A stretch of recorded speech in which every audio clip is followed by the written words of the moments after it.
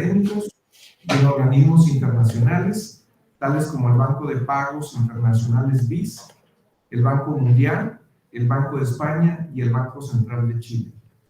Su investigación ha recibido diferentes honores, entre los que destaca la beca de investigación para la productividad en la modalidad de Economía Internacional otorgada por el Gobierno de Canadá en el 2017. Bueno, pues démosle una muy fuerte recepción a nuestro expositor del día de hoy. Por favor.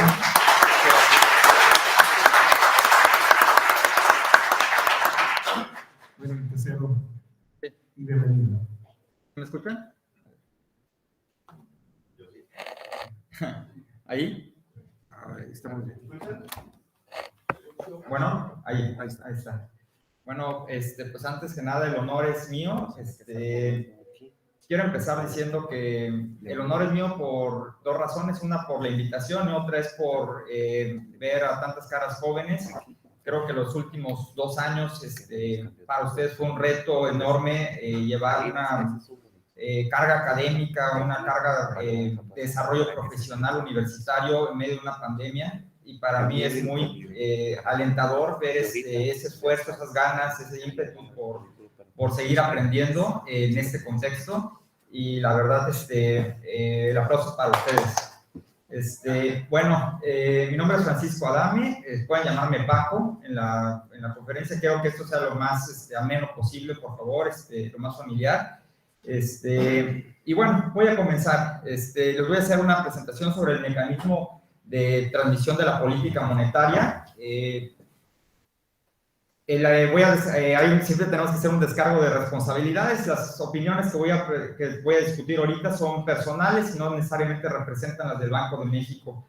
Me gustaría llevar un poco la presentación sección por sección. Son 4 secciones. Al final de cada sección yo les abriría un poco el foro para ver si existen algunas preguntas, algunas dudas, pero en algunas secciones son más largas que otras, entonces en el intermedio también voy a ir platicando con ustedes a ver si existe como alguna duda. Pues bueno, voy a comenzar. Por favor, también hay un formato de evaluación de la cátedra por medio de QR. Aquí está la pantalla por si le quieren dar, imprimir pantalla y hacer la evaluación. Al final les voy a volver a poner la parte de la QR. Y bueno, vamos a empezar esta cátedra hablando sobre lo importante que es la determinación de precios y los costos de la inflación en general. Esta es una plática macroeconómica, esta es una plática que nosotros la vemos con la óptica o con los lentes como de macroeconomistas. Voy a intentar ejemplificar algunas cosas para poder hacer esto lo más ameno posible. Si hay alguna duda aclaratoria, por favor, en esta sección siéntanse libres de decirme. Pero la realidad es que nosotros como Banco Central y como hacedores de política monetaria nos fijamos, el principal variable que nos estamos fijando es en la formación de precios. ¿Y por qué es la formación de precios? Porque si los precios varían en forma elevada, se elevan o existe mucha variabilidad, hay unos costos que se llaman inflación, y esa inflación tiene efectos para la economía en general. Vamos a ir platicando eso en esta sección. Bueno, la teoría monetaria en particular se fija en los precios desde el lado de que los precios pueden fijarse o pueden variar recurrentemente. Podemos ver que hay mercados en los cuales existe una variabilidad de los precios recurrente. Por ejemplo, los mercados de café, de aguacate. Nosotros vamos a los supermercados y vemos que hay una variabilidad en los precios de los commodities de alguna forma. Pero también hay los precios de otros tipos de bienes que varían infrecuentemente. Pensemos en un balón de fútbol. El balón de fútbol no es que cambia temporada por temporada, no es que cambia mes con mes. Pensemos en el valor de una silla de estas que están muy de moda de gamers. No es que varíe mes con mes, sino tenemos un precio que se establece fijo por muchos periodos. ¿Y por qué se establece? ¿Por qué es fijo? Puede ser por muchas razones. Una es porque al productor le es costoso hacer estos tipos de cambios, ¿no? Esta variación de precios. Pero también puede ser porque Al consumidor no le gusta que los precios de las cosas varíen. Uno no va a una cafetería y ve que el café que ya venden elaborado varía mes con mes. A uno le gusta la formación. Adelante, pásense. Siéntese. Sí. No hay problema. Bueno, entonces, los precios del café, por ejemplo, lo que les comentaba, no necesariamente tienen que ir variando. Al consumidor no le gusta ver que los precios varíen. Entonces, pues vemos que la teoría económica en particular toma en cuenta estas dos partes, que hay precios fijos que son rígidos y otros que son muy flexibles. Si los precios se ajustaran, como nos diría la teoría económica, estaríamos viendo que los precios tienen que ser una proporción de su costo marginal. La teoría neoclásica nos dice que el precio tiene que variar con respecto a la última unidad de producción que se está generando. Si esa unidad de producción, que acá la tenemos como una ecuación, es proporcional al costo marginal de elaborarla. Entonces, si puede ser en mayor proporción, en menor proporción. El parámetro alfa podría ser, si estamos en competencia perfecta, podría ser el precio es igual al costo marginal, y el parámetro mayor a 1 indica que el productor tiene un precio sobre el costo marginal, es decir, yo puedo cargar, aparte de poder cargar el costo, cargo una parte por encima de eso.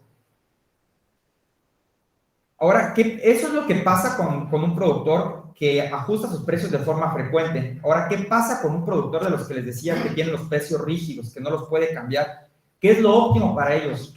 ¿Ustedes qué pensarían? Pues que lo óptimo es, si no puedo cambiar mis precios hoy, voy a pensar en que, no los puedo ajustar hoy, voy a pensar en tomar como un promedio de todos los precios que hay hoy, mañana, pasado, en el futuro. Si yo no puedo cambiar mis costos hoy, yo tengo que pensar hacia adelante.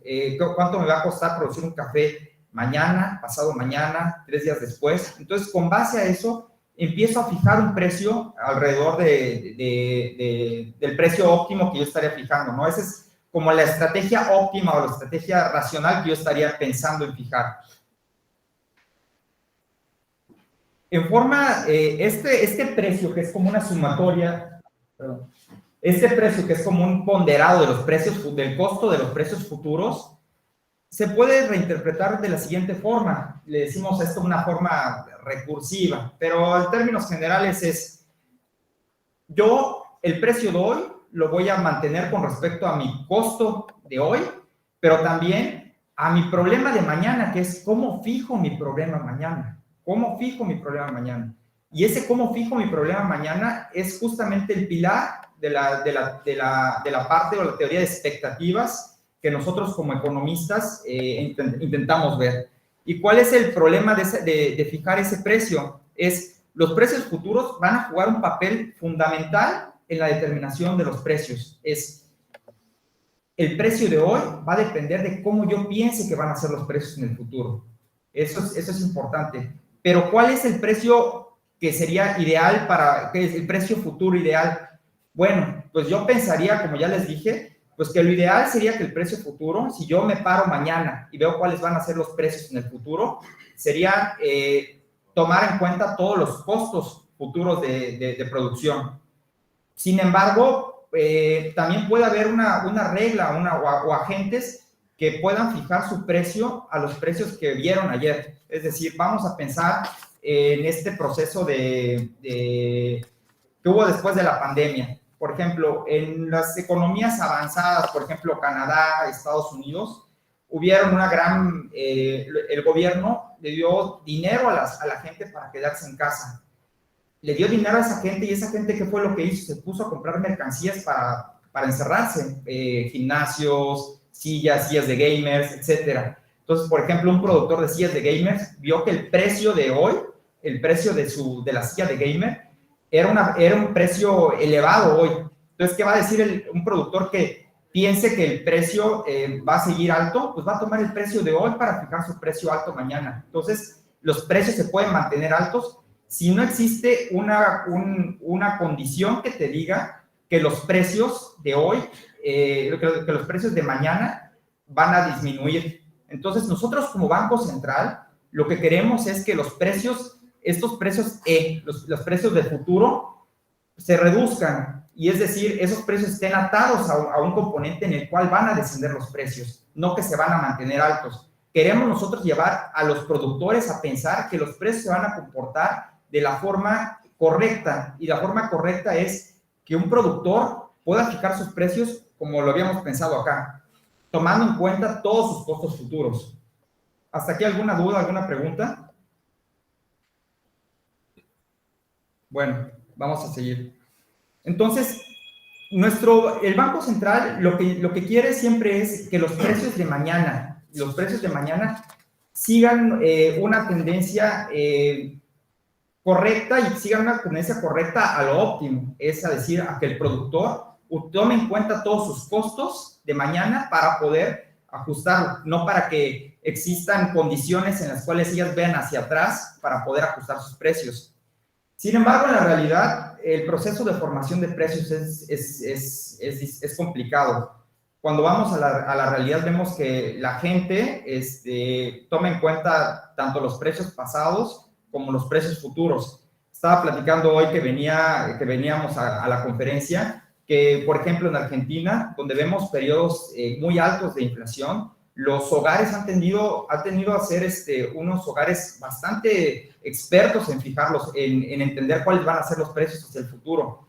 Y ellos, ¿cómo fijan sus precios? Ven los precios que hubieron en el pasado, pero también los precios que van a ver hacia el futuro. Entonces, es como una forma híbrida de mezclar ambos precios. Entonces, por ejemplo, esa forma híbrida la podemos ver en la ecuación que nos dice que que el precio de expectativa futura es igual a gamma por el precio de expectativa pasada, pero también 1 menos gamma, que es el precio hacia el futuro. ¿Qué es lo que pasa con un banco central? Nosotros queremos que las personas nos crean que los precios van a bajar. ¿Y cuál es la forma en la cual nosotros queremos que los precios vayan a bajar? Es que esa gama, que sean los precios indexados hacia el pasado, sea cercana a cero. Entonces, nuestra credibilidad está medida por esa ecuación. En la parte donde gamma, queremos que sean iguales a cero, y queremos que los precios se acerquen a los precios de credibilidad. Entonces, para nosotros es importante que la gente nos crea que los precios, que todas estas exacerbaciones que pueden existir en los precios, se disipen eventualmente y lleguen a un precio de credibilidad. Entonces, nosotros... la ecuación de precios que un hogar va a ver va a ser una ecuación en la cual va a tomar, la ecuación de precios que un productor va a ver va a ser una ecuación que va a tomar en cuenta sus costos presentes, pero también puede tomar sus costos híbridos, que son una indexación hacia el pasado, pero también una indexación hacia el futuro con los precios de credibilidad, donde nosotros como Banco Central queremos ser tan creíbles que queremos hacer esa gama, ese parámetro gamma de precios pasados igual a cero, porque queremos llevar y conducir a que nosotros nos crean, vamos a llevar los precios a cero. Para eso vamos a instrumentar una política monetaria, y de eso va la plática de hoy. Nosotros tenemos instrumentos para que la gente nos crea que vamos a llevar esos precios hacia abajo, o que no van a fluctuar tanto. Todo esto, la ecuación pasada que les mostré es una ecuación de producción, pero todo esto nos lleva a una ecuación fundamental en la macroeconomía, que se llama la curva de Phillips. La curva de Phillips condensa, en lugar de pensar en precios, vamos a pensar en inflaciones. ¿Qué es la inflación? La variación en los precios de un periodo a otro. Entonces, de esa ecuación que les mostré, con un poco de álgebra podemos llegar a la siguiente ecuación, que la inflación es una función de dos cosas. Uno, la brecha de producto, que va a representar lo que yo les platicaba hace rato, que son los precios, y las expectativas de inflación hacia el futuro, y que pueden ser híbridas, tanto pasadas como futuras, indexadas a nuestra inflación de credibilidad. ¿Por qué qué es la brecha de producto? La brecha de producto en este caso es qué tanto el producto está por encima de un nivel potencial o por debajo de un nivel potencial. Entonces no estamos hablando del producto o del PIB, sino estamos hablando, si tenemos un PIB potencial que va creciendo, estamos hablando de las fluctuaciones que están por arriba o por debajo. Cuando nosotros tenemos costos altos, estamos entendiendo que existe un elevado nivel de producción. Entonces eso se podría interpretar como que estamos por encima de la brecha de producto. Está muy apretada las condiciones de producción. Cuando estamos por debajo, existe holgura, se está produciendo menos. Entonces, cuando existen elevados costos marginales es cuando tenemos que la brecha de producto está por encima del potencial, y cuando existen bajos costos marginales es el símil a decir que la brecha de producto está por debajo del nivel potencial. ¿Qué nos dice esta inflación? Esta inflación nos dice dos cosas.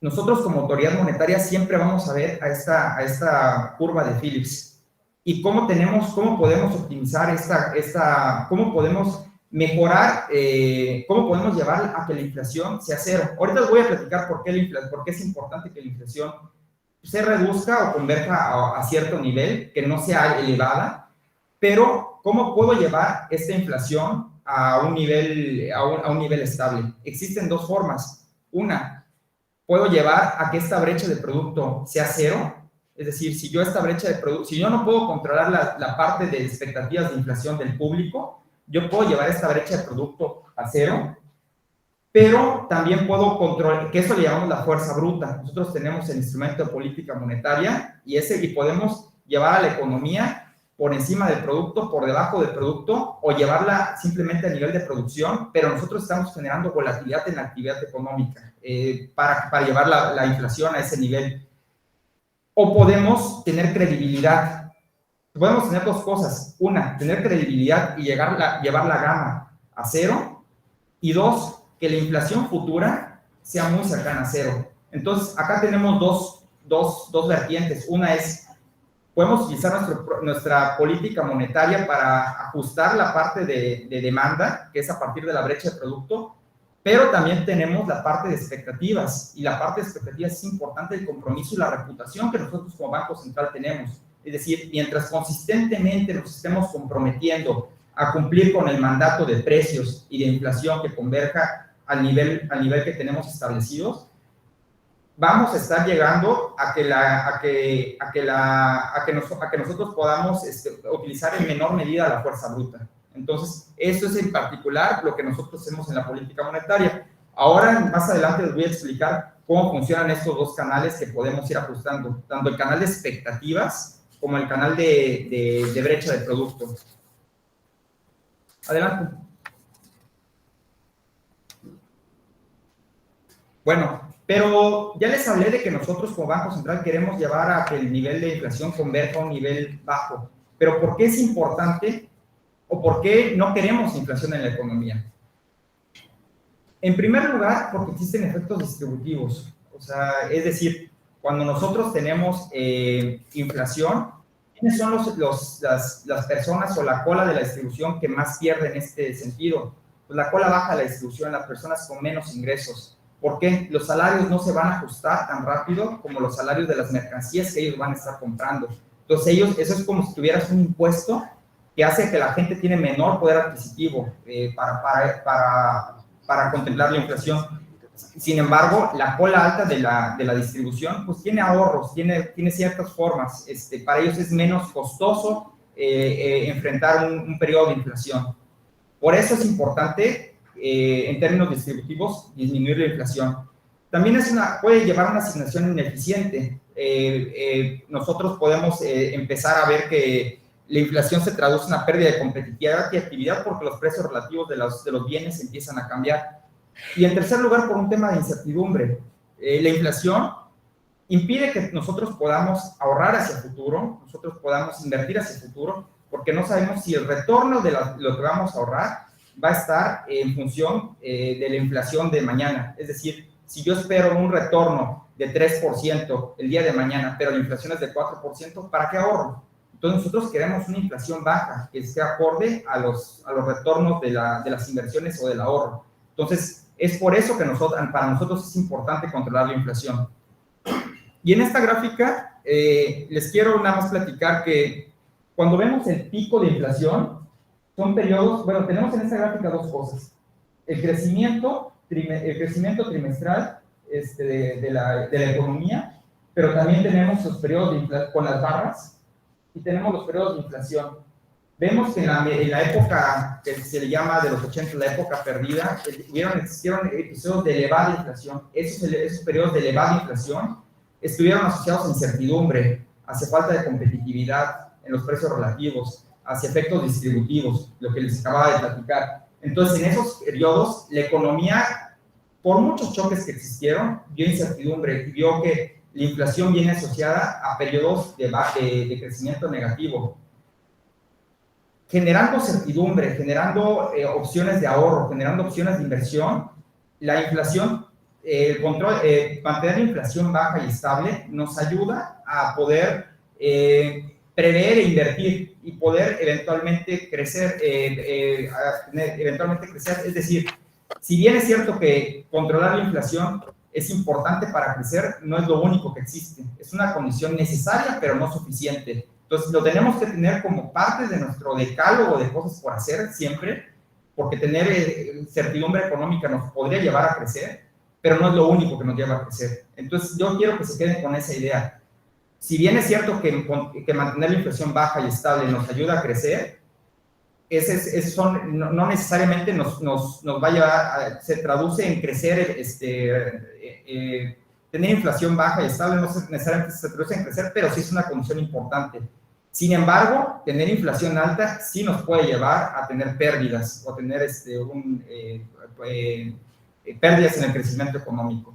Entonces, hasta acá acabo esta sección. Me gustaría saber si existe alguna pregunta, alguna duda de lo que les acabo de platicar. Cubrimos dos partes. Primero, la formación de precios, que se rige por los costos, se rige por las expectativas de inflación, que las expectativas de inflación son difíciles de controlar para nosotros, pero es nuestra fuerza, nuestros dardos de precisión para controlar los precios.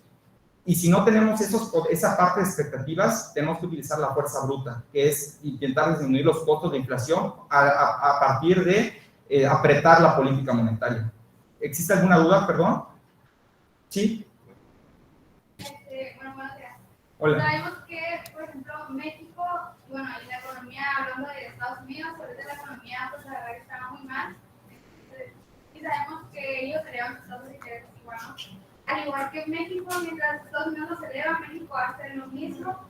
Y sabemos que mínimo, pues, como para mantenernos a México, se necesita elevar la tasa de interés, ¿no? Pero, ¿cómo esperamos que México pueda bajar la tasa de interés? Y cuando Estados Unidos la sube, México también la sube. Es una pregunta muy interesante. Más adelante vamos a platicar sobre la instrumentación de la política monetaria y la importancia de la tasa de interés. Ahí, pero me voy a adelantar a eso. Lo que pasa, nosotros empezamos nuestro ciclo restrictivo de incrementos en tasa de interés antes que Estados Unidos. Nosotros ya veníamos viendo que iban a haber presiones de inflación y empezamos a absorber esos choques. Entonces, simplemente para decirte, para platicarte, nuestra inflación viene asociada a elementos per se de la economía mexicana. Entonces, en el momento en el que nosotros empecemos a ver que existe la holgura económica y las presiones inflacionarias empiezan a ceder para nosotros, que empezamos nuestro ciclo restrictivo antes que Estados Unidos, nosotros vamos a empezar a reducir vamos a llegar a lo que le llamamos la tasa terminal de política monetaria. En cambio, Estados Unidos sigue elevando sus tasas de interés porque todavía ve presiones. Sin embargo, en la coyuntura actual existe como la dicotomía de qué es lo que va a pasar con la Reserva Federal, si va a seguir elevando sus tasas de interés, a pesar de que los bancos empiezan a ver ciertos, se empieza a afectar la estabilidad financiera de los bancos. Entonces todavía no es muy claro que Estados Unidos siga subiendo sus tasas de interés, pero nuestra política monetaria es independiente de lo que haga Estados Unidos. Nosotros no tenemos que seguir a Estados Unidos. Nosotros nos fijamos por nuestros determinantes, lo que ocurre en México, y tal es el caso que nosotros empezamos antes nuestra postura a elevar nuestras tasas a Estados Unidos. Sí, a ti. Yo creo que cuando estamos cuando ve las ecuaciones, Ajá. y viene la determinación de los precios, entonces yo sí me he preguntado, si ponen las ecuaciones que tienen que ver con política económica e industrial, no monetaria, por ejemplo los costos marginales, ¿cómo le hace el Banco de México para decir, vamos a disminuir la inflación si están viendo que un componente es monetario, pero el otro componente no? Okay. Entonces, si todo lo hacemos con política monetaria, al final tendremos restricciones en la economía real. Uh-huh. pero en México para la política industrial prácticamente no existe. Ok. Entonces, ¿cómo le hacen para calcular, no sé, recortes en oferta para controlar la inflación a largo plazo, pero que no afecte a la economía en el corto plazo por las cosas industriales? Vaya, ahí, bueno, esta es una reducción de lo que nosotros vemos en nuestros modelos de macroeconómicos, ¿no? Nosotros tenemos un índice que le llamamos nuestra brecha de producto general, y de ahí tenemos cada uno de los sectores, y en base a cada uno de los sectores vamos elaborando esa brecha de producto general. Si entiendo un poco tu pregunta es cómo nosotros no tomamos en cuenta la parte de productividad en términos de cómo nosotros podemos afectar la productividad con la parte de política monetaria, ¿verdad? Bueno, la productividad en general y el crecimiento económico viene determinado por otros factores. Nosotros nos encargamos únicamente de la parte de brecha de producto. Y ahí en realidad nuestro objetivo es un objetivo de inflación. Nosotros no tenemos que tomar en cuenta ningún tema de crecimiento. Si bien es cierto, estamos atentos a todos estos factores que te pueden determinar la productividad, más bien nosotros nos fijamos en nuestro objetivo de inflación de 3%.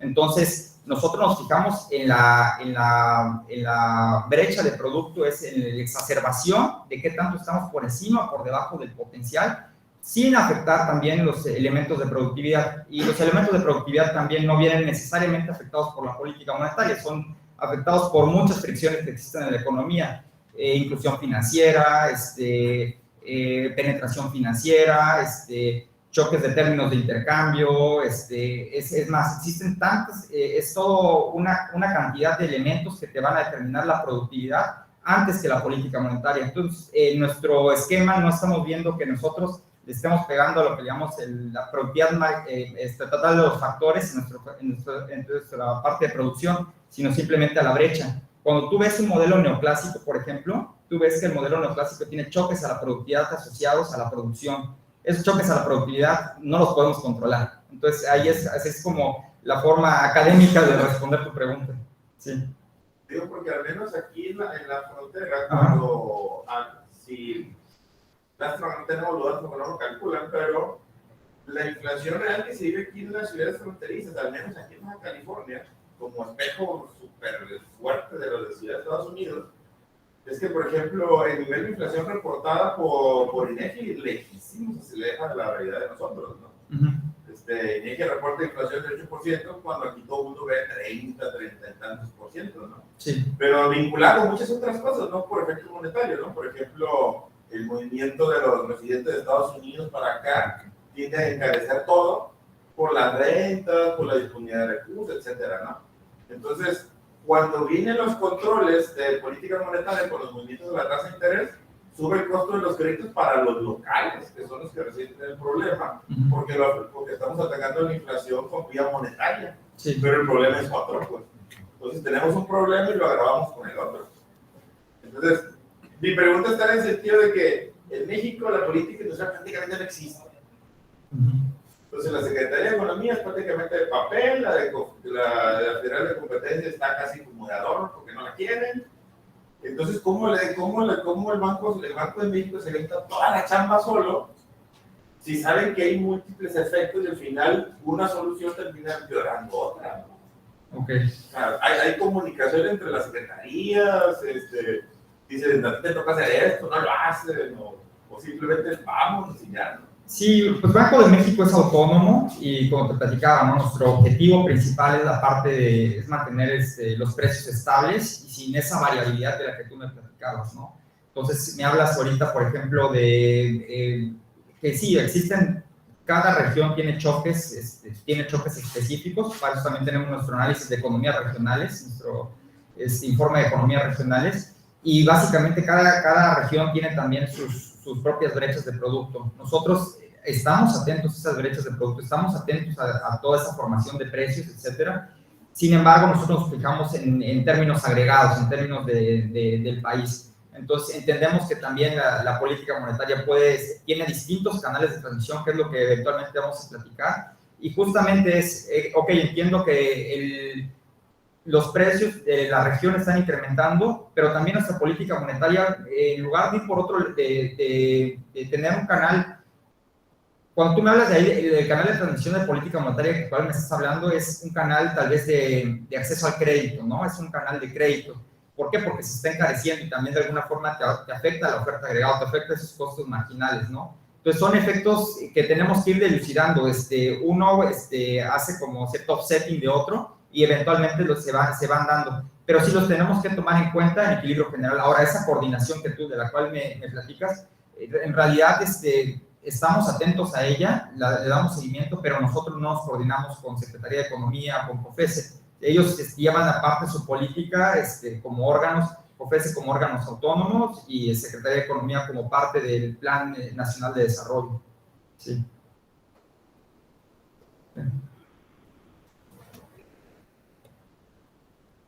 Bueno, ahora les vamos a platicar un poco sobre los canales de transmisión de la política monetaria.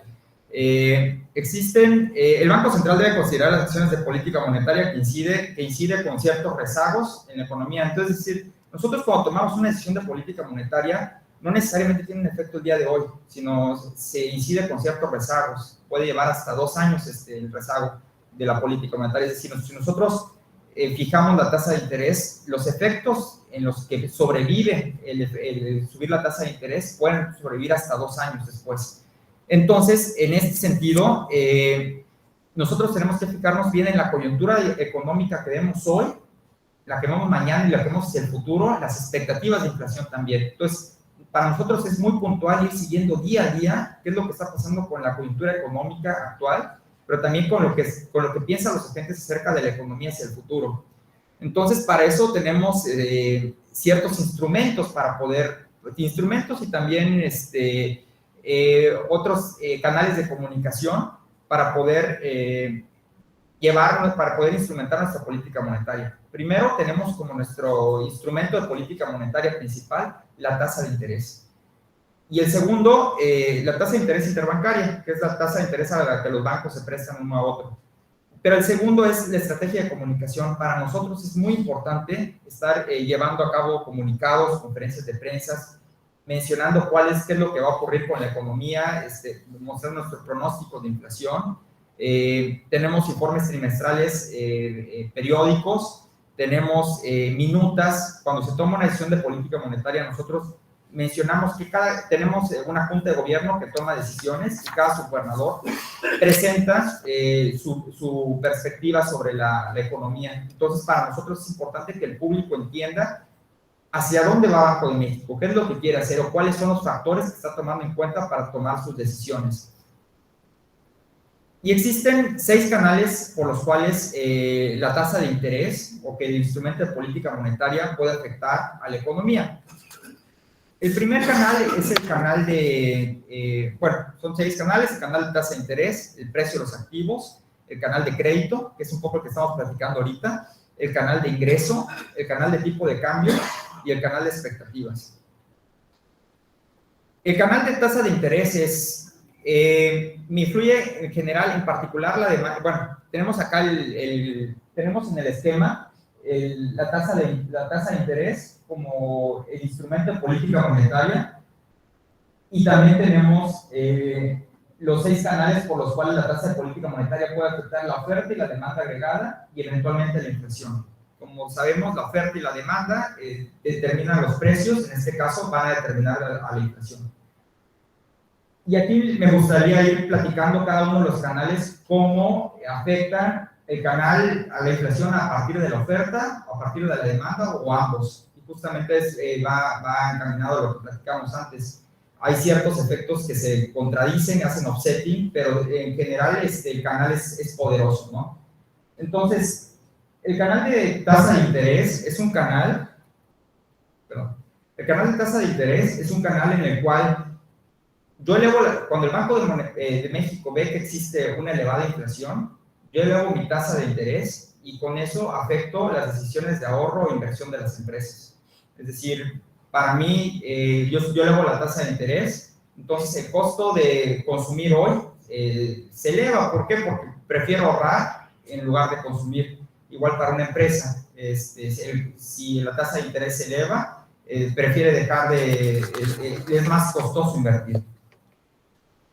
El segundo canal es el canal del precio de los activos. La evaluación de los activos financieros bursátiles o cualquier elemento de renta variable va en forma inversa al precio de la tasa de interés. Es decir, cuando nosotros elevamos la tasa de interés, el rendimiento de los activos, el precio de los activos baja y eso afecta en medida la riqueza que los hogares tienen como activos financieros. Es decir, yo tengo un portafolio de inversión y este portafolio de inversión está evaluado en el mercado bursátil y cuando yo incremento la tasa de interés, el precio de los activos disminuye, entonces eso afecta a mi riqueza y entonces yo tengo menos riqueza para gastar. Entonces, si yo, por ejemplo, invertí parte de mis ahorros y eso es un cambio que está ocurriendo mucho ahorita, como bien platicaba la compañera, las tasas de interés en el mundo se están elevando. Estamos viendo un periodo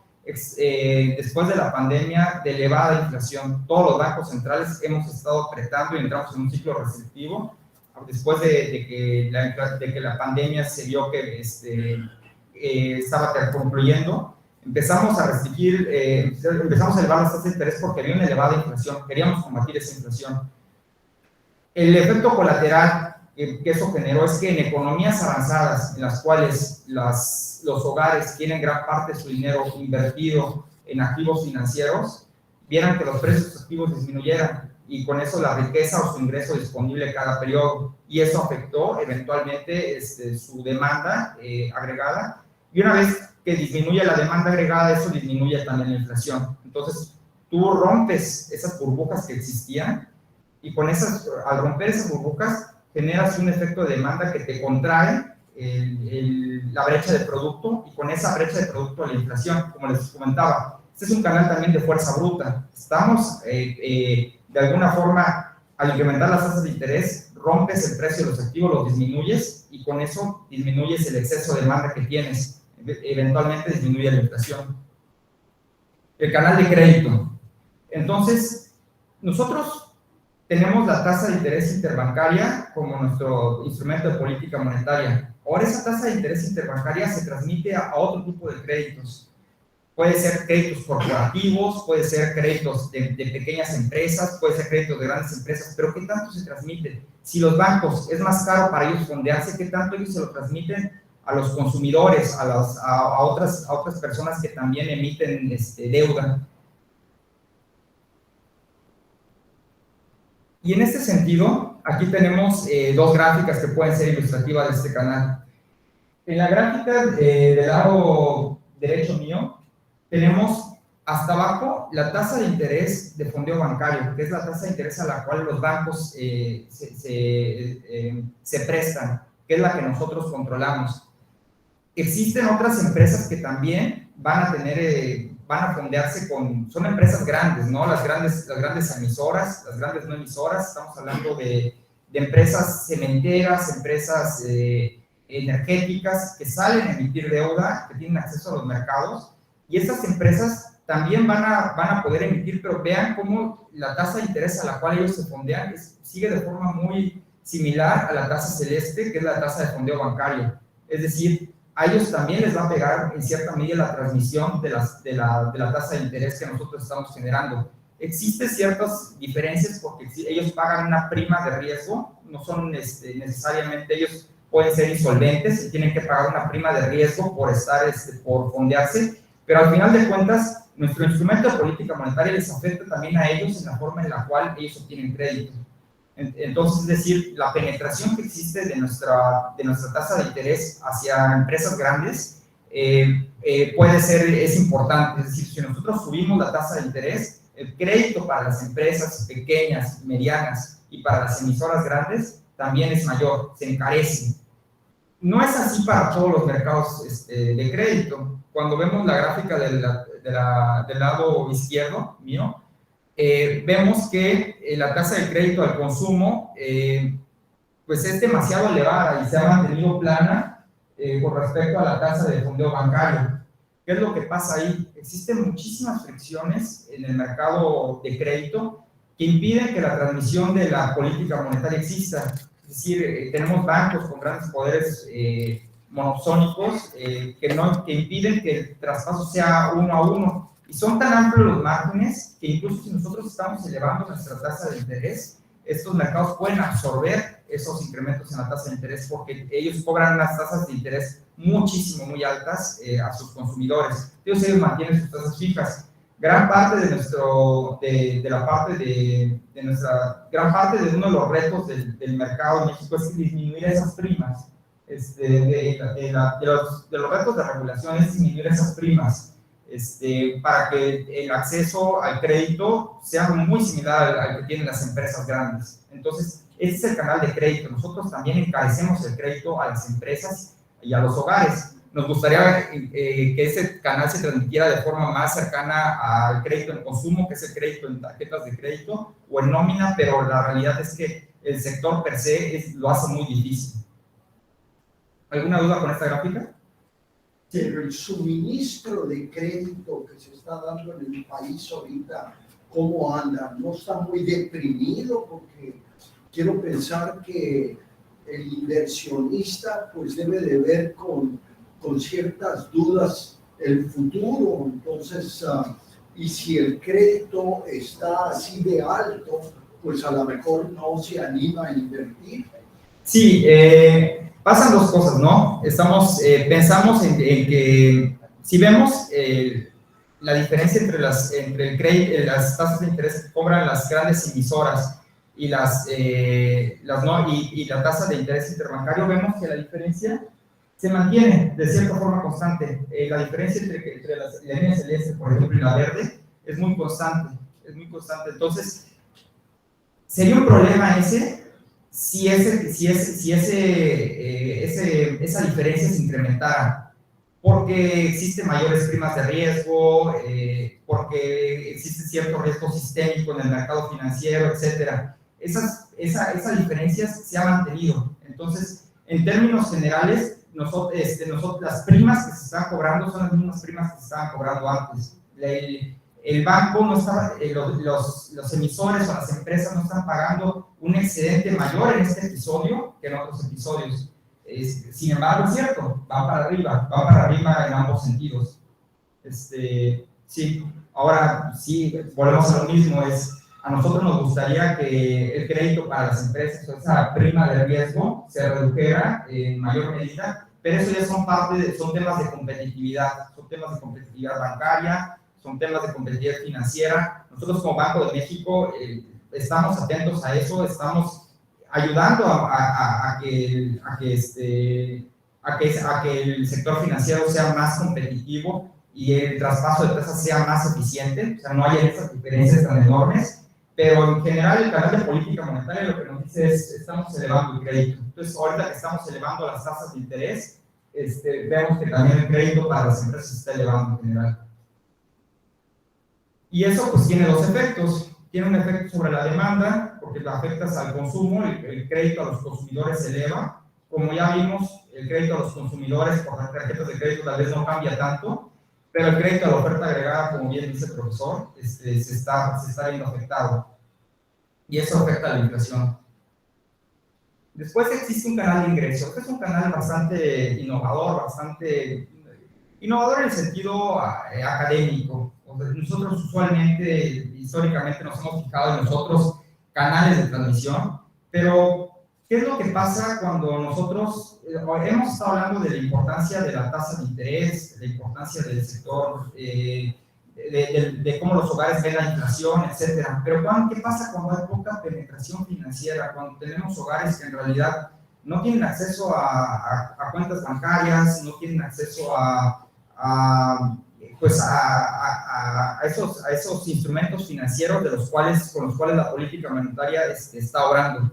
Entonces, en ese sentido, lo que ocurre es que pues el hecho de que tú incrementes las tasas de interés o una parte de la población no tiene acceso, el hecho de que nosotros tengamos un canal de tasa de interés, un canal de precio de los activos donde los hogares no tienen activos bursátiles, donde no tienen crédito, pues ¿cómo les afecta a ellos?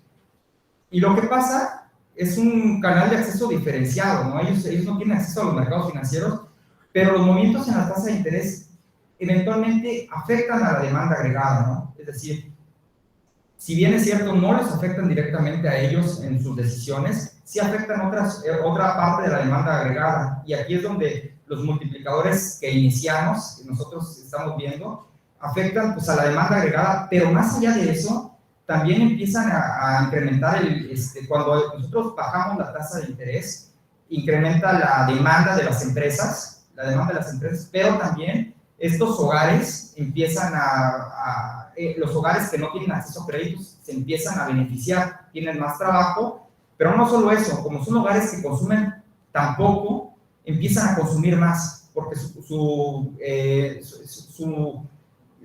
como lo quiero platicar en términos como economista, es su propensión marginal a consumir se eleva, su necesidad de consumir se eleva, con muy poquito que tú eleves ingreso, ellos consumen más.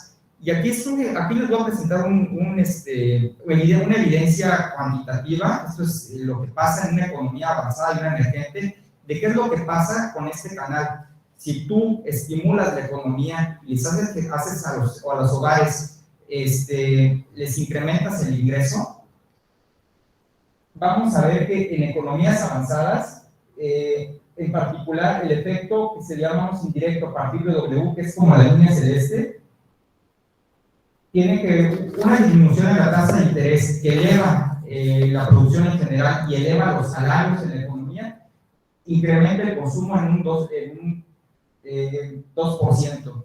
Pero ¿qué pasa cuando tú eso lo llevas a una economía emergente, una economía en desarrollo, una economía tal vez como Latinoamérica, tal vez como algunas de Asia? Vemos que el efecto, la línea celeste, el efecto indirecto W, es más de 2%. Es decir, estos hogares que tienen poca penetración financiera consumen más simplemente por el hecho de estimular la economía. No estamos hablando de tasas de interés, no estamos hablando de nada. Los hogares tienen más ingreso disponible y con mayor ingreso disponible, el efecto sobre su consumo, dado que ellos consumen muy poco, se eleva en mayor medida que en una economía avanzada que tienen acceso a crédito. Entonces, ese es un canal importante, relevante, y que a pesar de que parece obvio, la economía o los modelos tradicionales económicos no tenemos contemplado, porque nosotros siempre pensamos en un agente representativo, no en un agente a través de la distribución y a través de las fricciones de crédito, del canal de crédito, las fricciones financieras que existían. Bueno, existe un canal también importante, que es el canal de tipo de cambio. Nosotros cuando es importante acá pensar, y es algo relacionado a lo que decía su compañera, ¿no?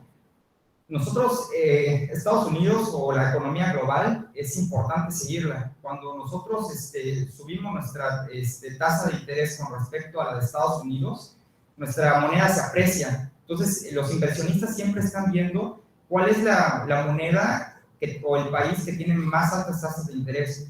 Si nosotros tenemos más altas tasas de interés, nuestro tipo de cambio se aprecia con respecto a los Estados Unidos. Si ellos elevan su tasa de interés, nuestro tipo de cambio tiende a depreciarse. Entonces, cuando nosotros elevamos nuestra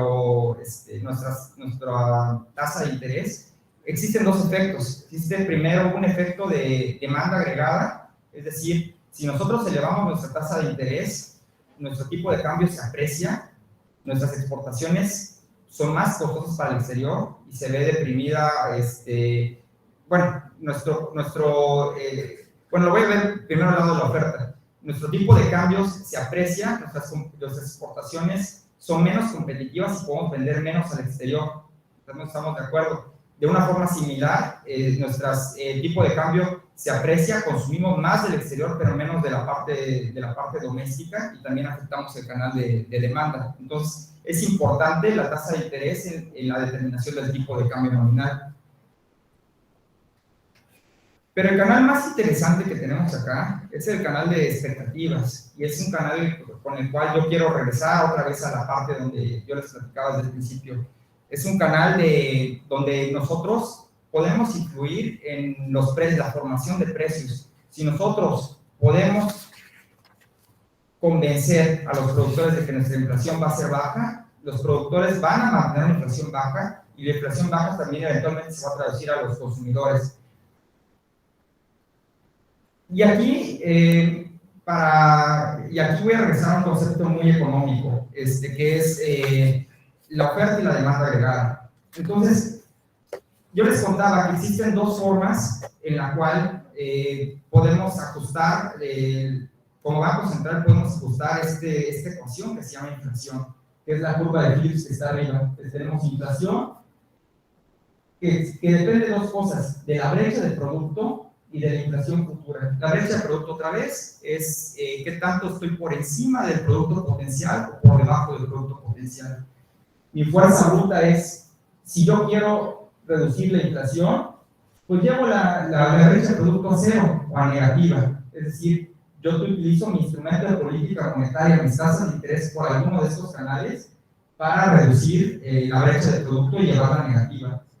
Pero también tengo mis dados de precisión. Mis dados de precisión es controlar esa inflación y llevarla a cero. Entonces, ¿cómo voy a operar yo? A mí me gustaría operar un banco central que opera con credibilidad y que opera con transparencia y que opera siempre comprometiéndose a un objetivo de inflación. Puede utilizar el canal de expectativas para reducir la inflación. Entonces, vamos acá a tener espero que todos estén familiarizados, si no, por favor, pregúntenme. Tenemos aquí un esquema de la demanda y la oferta agregada. La oferta agregada con pendiente positiva, la demanda agregada con pendiente negativa, y vamos a estar en el punto gris, donde tenemos inflación en el tiempo cero y estamos en el producto potencial. Entonces, estamos en la parte del producto potencial, donde dice oferta de largo plazo, OALP, oferta agregada de largo plazo. Entonces, estamos en ese punto. Queremos llevar una política desinflacionaria, una política en la cual la inflación disminuya. ¿Qué es lo que tenemos que hacer en este caso? Si no tenemos acceso a poder controlar la expectativa de inflación, ¿qué es lo que hacemos? Utilizamos la fuerza bruta, utilizamos algunos de los canales que yo les platicé anteriormente para reducir esa inflación. Entonces, incremento mis tasas de interés y la demanda agregada se desplaza hacia abajo. Es decir, llego a un producto, a una inflación menor, llego a un producto menor, pero estoy lejos del nivel potencial. Yo lo que quiero es estar en el nivel potencial, que es Y estrella, pero con una inflación más baja. Entonces, ¿qué es lo que pasa? Entonces, este es el primer efecto. ¿Hay alguna duda con esto? ¿No? ¿Qué es lo que pasa? Yo ya le dije a la economía, a los agentes, yo ya hice un esfuerzo por reducir por fuerza bruta la inflación. Estamos en un nivel menor de producción, pero con una menor inflación. Los productores que dicen, bueno, si yo no tengo credibilidad del banco, ¿cuál puede ser la inflación que yo tengo que tomar en cuenta? Pues tal vez la inflación pasada, ya no la inflación elevada que yo tenía en un principio, que es inflación en el tiempo cero, sino la inflación en el tiempo 1. ¿Y qué me genera eso? Que mi curva de Phillips, esa ecuación que yo tengo al principio,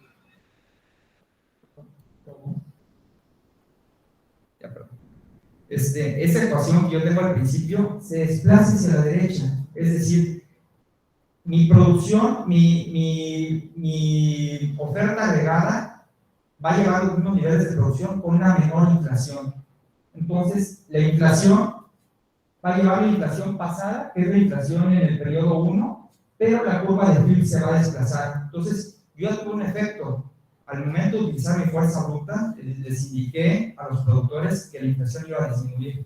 Esa inflación disminuye y se desplaza la oferta agregada o la curva de Phillips. Entonces, yo ahí ya gané un poco de credibilidad. Este proceso puede llevarse iterativamente y eventualmente, a partir de volver a utilizar mi fuerza bruta, puedo comprometerme a una inflación menor el siguiente periodo. Los agentes van a interpretar que la inflación es menor del siguiente periodo y eso me va a llevar a una menor inflación en el nivel de producción de largo plazo. Entonces, ¿qué es lo que pasó? Bajo un proceso iterativo en el cual yo tuve que utilizar mi fuerza bruta y reducir la demanda, tuve que ir enseñando a los agentes a que yo me estaba comprometiendo con un objetivo de inflación que tuvo ciertos costos.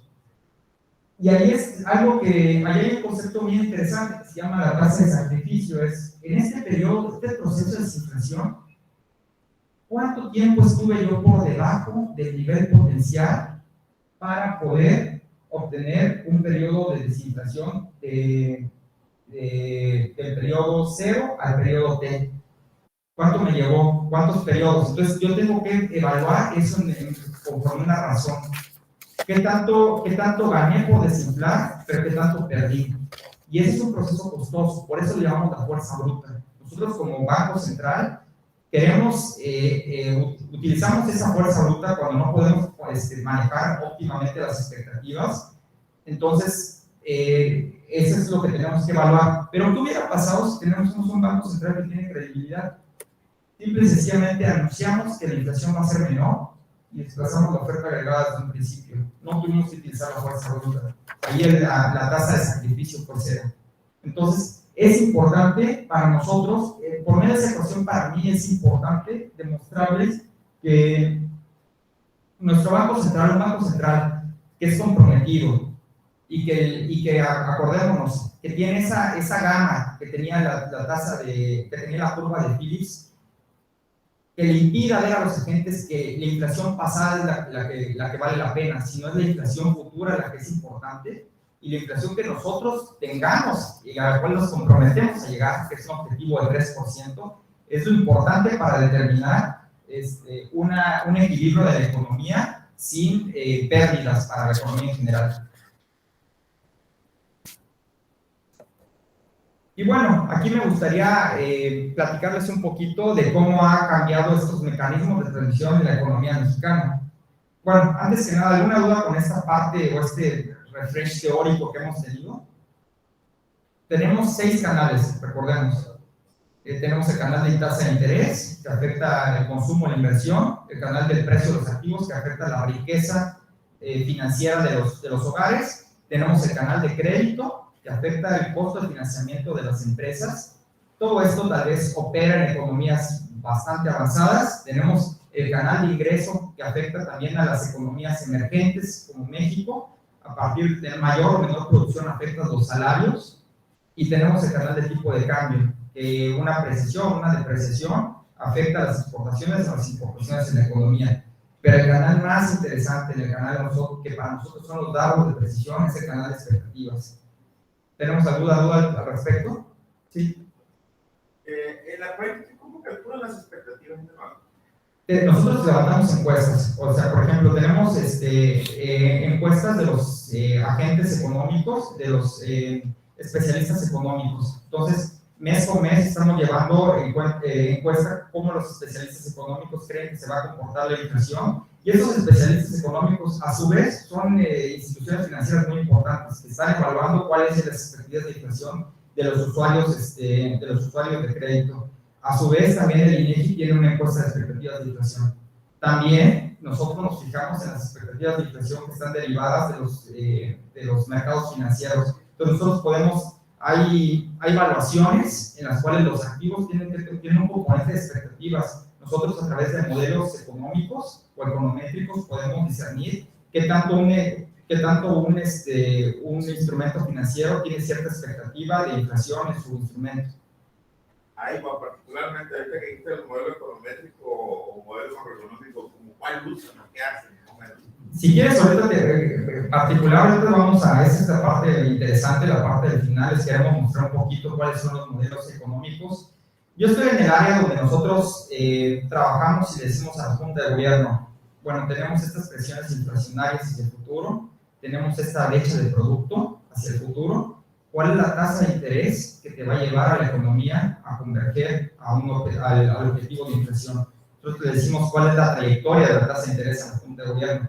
Para eso nosotros empleamos modelos macroeconómicos. Y si quieres, ahorita más adelante les voy a platicar cómo es un poco la dinámica. Es un poco más técnico, pero resulta bastante interesante ver cómo opera nuestro modelo macroeconómico, y me gustaría que ustedes vieran cuál es el modelo macroeconométrico que nosotros utilizamos, una simplificación del modelo macroeconométrico que utilizamos para determinar la postura monetaria de la economía. A ver, digo, porque cuando estamos en clase, vemos los modelos y pues, choroleta para acá, choroleta por allá, y lo dejamos como un ejercicio, sino más que a veces no alcanzan a ver cómo se aplica en la vida real, ¿no? Sí, Igual que con los modelos de econometría, no, pues agarran una variable por aquí, una variable por allá, las mete un mete y vamos, ¿no? no, nosotros utilizamos modelos de equilibrio general. Tenemos una serie de modelos, o sea, tenemos modelos, les llamamos de forma reducida, son modelos econométricos que aproximan muy bien la dinámica de la inflación, la dinámica de la brecha de producto y la dinámica de tasa de interés. Y estos modelos macroeconométricos son reducciones de las decisiones óptimas que podrían tomar los agentes en la economía. Obviamente existen muchos supuestos. La gran ventaja de hacerlo econométrico de forma reducida es que eso te permite estimar de una mejor forma el modelo, ajustar mejor a los datos y generar muy buenos pronósticos de esto.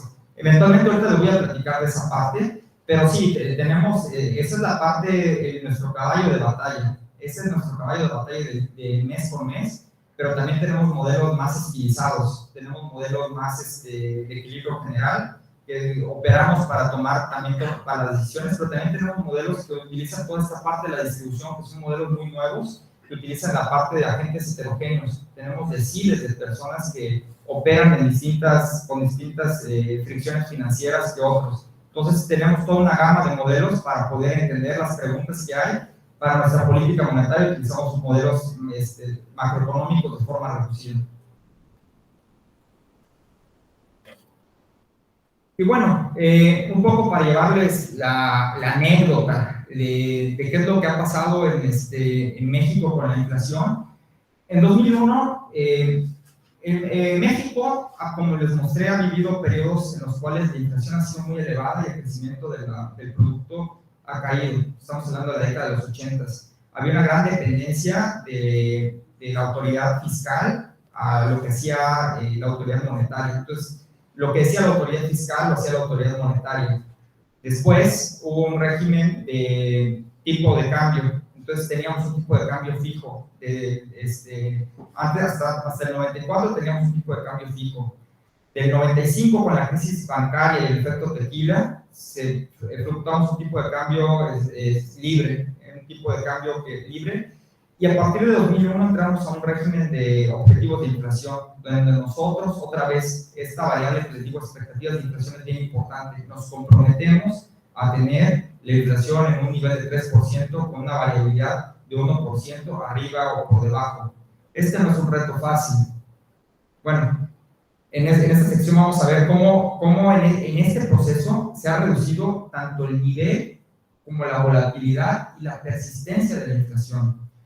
Existe en este proceso también los choques de la economía a través del tipo de cambio se han reducido, es decir, la inflación depende menos del tipo de cambio que de las fluctuaciones en el tipo de cambio, así también de los precios de muchos bienes que varían muy constantemente, es decir, nuestro componente de expectativas se ha reforzado, o al menos las condiciones para que el componente de expectativas en la determinación de la inflación mejoren.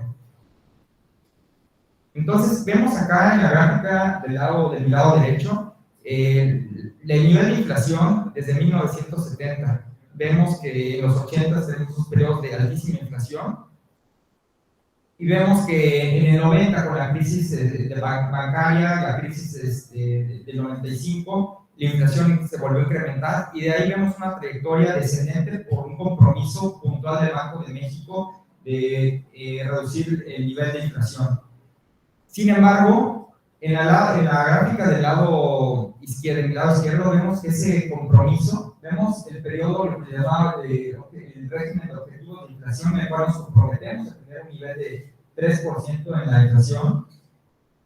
Vemos cómo cumplir sobre esa banda ha sido un reto para nosotros. Si bien es cierto, cuando vemos las gráficas o la historia, ha sido algo exitoso. Cuando vemos el zoom de esa gráfica, vemos que es complicado para nosotros y la realidad es que la economía mexicana enfrenta muchos choques y justamente en este periodo, el periodo post-pandemia, hemos enfrentado el reto más importante de la autoridad monetaria de intentar reducir la inflación. Entonces ese episodio no es solamente de la economía mexicana, es un episodio global, es un episodio que está ocurriendo en todo el mundo y todos los países están viendo ese tipo de efectos. Entonces, sí hemos estado intentando cumplir nuestro compromiso, hemos estado en las bandas que nos permiten decir que estamos cumpliendo con nuestro compromiso, pero no todo depende de nosotros. Es ahí que cuando nos salimos de esas bandas, intentamos actuar con mayor precisión y contundencia para poder disminuir la inflación. Y en este sentido, la inflación, estadísticamente existe este concepto de que si una variable económica es integrada de orden 1 o es integrada de orden 0. En términos generales, quiero ser un poco intuitivo, es cuando una variable es integrada de orden 1, un choque que hoy vemos, tal vez un choque de tipo de cambio, sobrevive muchísimo tiempo. Y es decir, un choque de tipo de cambio que le pega a la inflación va a vivir muchos periodos con la inflación y va a generar una tendencia hacia arriba. Cuando tenemos un choque, una variable macroeconómica que es integrada de orden 0, un choque hoy va a morir muy pronto. Un choque de tipo de cambio se va a disipar, un choque en precios agropecuarios se va a disipar. Es ahí la importancia de que nuestra variable de inflación ha pasado de ser estadísticamente integrada de orden 1, donde absorbía todos los choques y eventualmente nos traducía mayores inflación, a un proceso integrado de orden 1, donde vemos que recibimos choques, los absorbemos y no necesariamente se están traduciendo en mayor inflación. Esa es una evidencia estadística importante y si lo podemos relacionar a sus clases de estadística, es un elemento, una propiedad interesante de nuestra variable de inflación. Hemos pasado de ser una inflación que absorbe choques, que sobrevive mucho tiempo, a una que absorbe choques y que se mueren eventualmente, que no se traduce en mayor inflación hacia mañana. Entonces ¿qué es lo que pasa? Volviendo a los ejemplos del principio, yo como una persona que está interesada en ver cuáles son los precios, ya no tengo que ver hacia atrás porque sé que el choque se va a morir. Ya no tengo que estar viendo cómo va a cambiar el precio y cómo está el tipo de cambio para determinar la inflación. Yo voy a ver un choque, pero yo estoy concentrado en que el objetivo de inflación del Banco de México es 3%. Es importante por eso que la inflación haya pasado de un proceso integrado de orden 1 a un integrado de orden 0. Y aquí justamente es algo parecido a lo que les estaba comentando. Sí. No. ¿Lo cambió? No.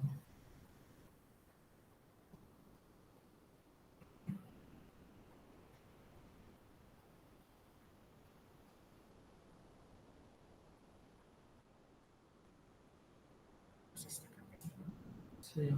Perdón. Sí, perdón, tenemos un problema técnico. Ahí está. Ya. Entonces, ¿qué es lo que pasa? Tenemos que la inflación, en la gráfica del lado izquierdo, yo les estaba platicando, ¿no? Los choques que puede enfrentar la economía, cómo se traducen en mayor inflación o cómo se traducen en inflación. Entonces, vemos en la gráfica del lado izquierdo a la variable inflación y a la depreciación anual en el tipo de cambio.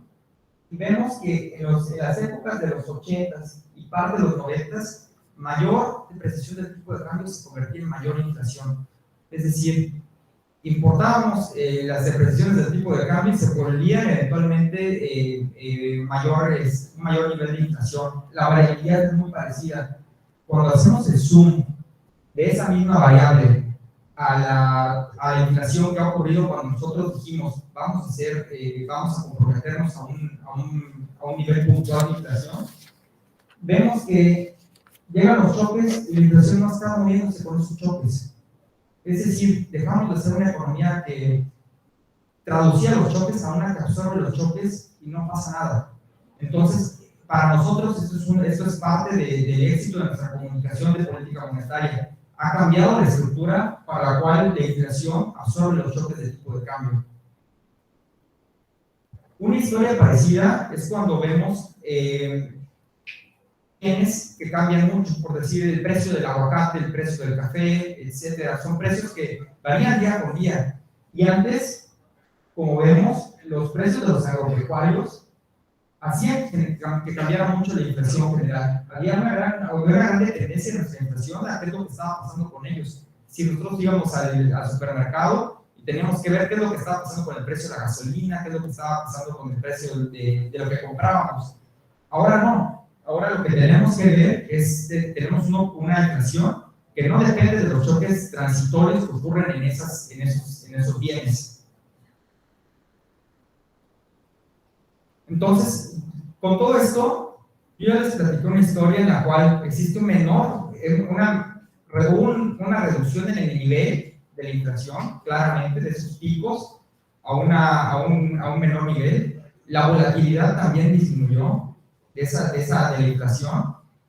Existe un menor traspaso en el precio de las fluctuaciones de tipo de cambio, de bienes agropecuarios o bienes que tienen mucha variabilidad. Pero el proceso inflacionario también va a depender menos de lo que yo pienso en el pasado. Volvemos a la misma historia que les contaba. Yo ya no pienso en el pasado para poder determinar mis precios, ya no pienso en lo que estoy observando ahorita, pienso hacia el futuro, como un productor que toma los precios eficientemente. Volvemos a la diapositiva que les presentaba al principio, yo quiero ver cómo van a variar mis costos hacia el futuro, y esa es la forma óptima de yo determinar mis precios. No tengo necesariamente que ver hacia atrás para determinar mis precios. Y aquí les voy a presentar un poco de evidencia econométrica de este caso.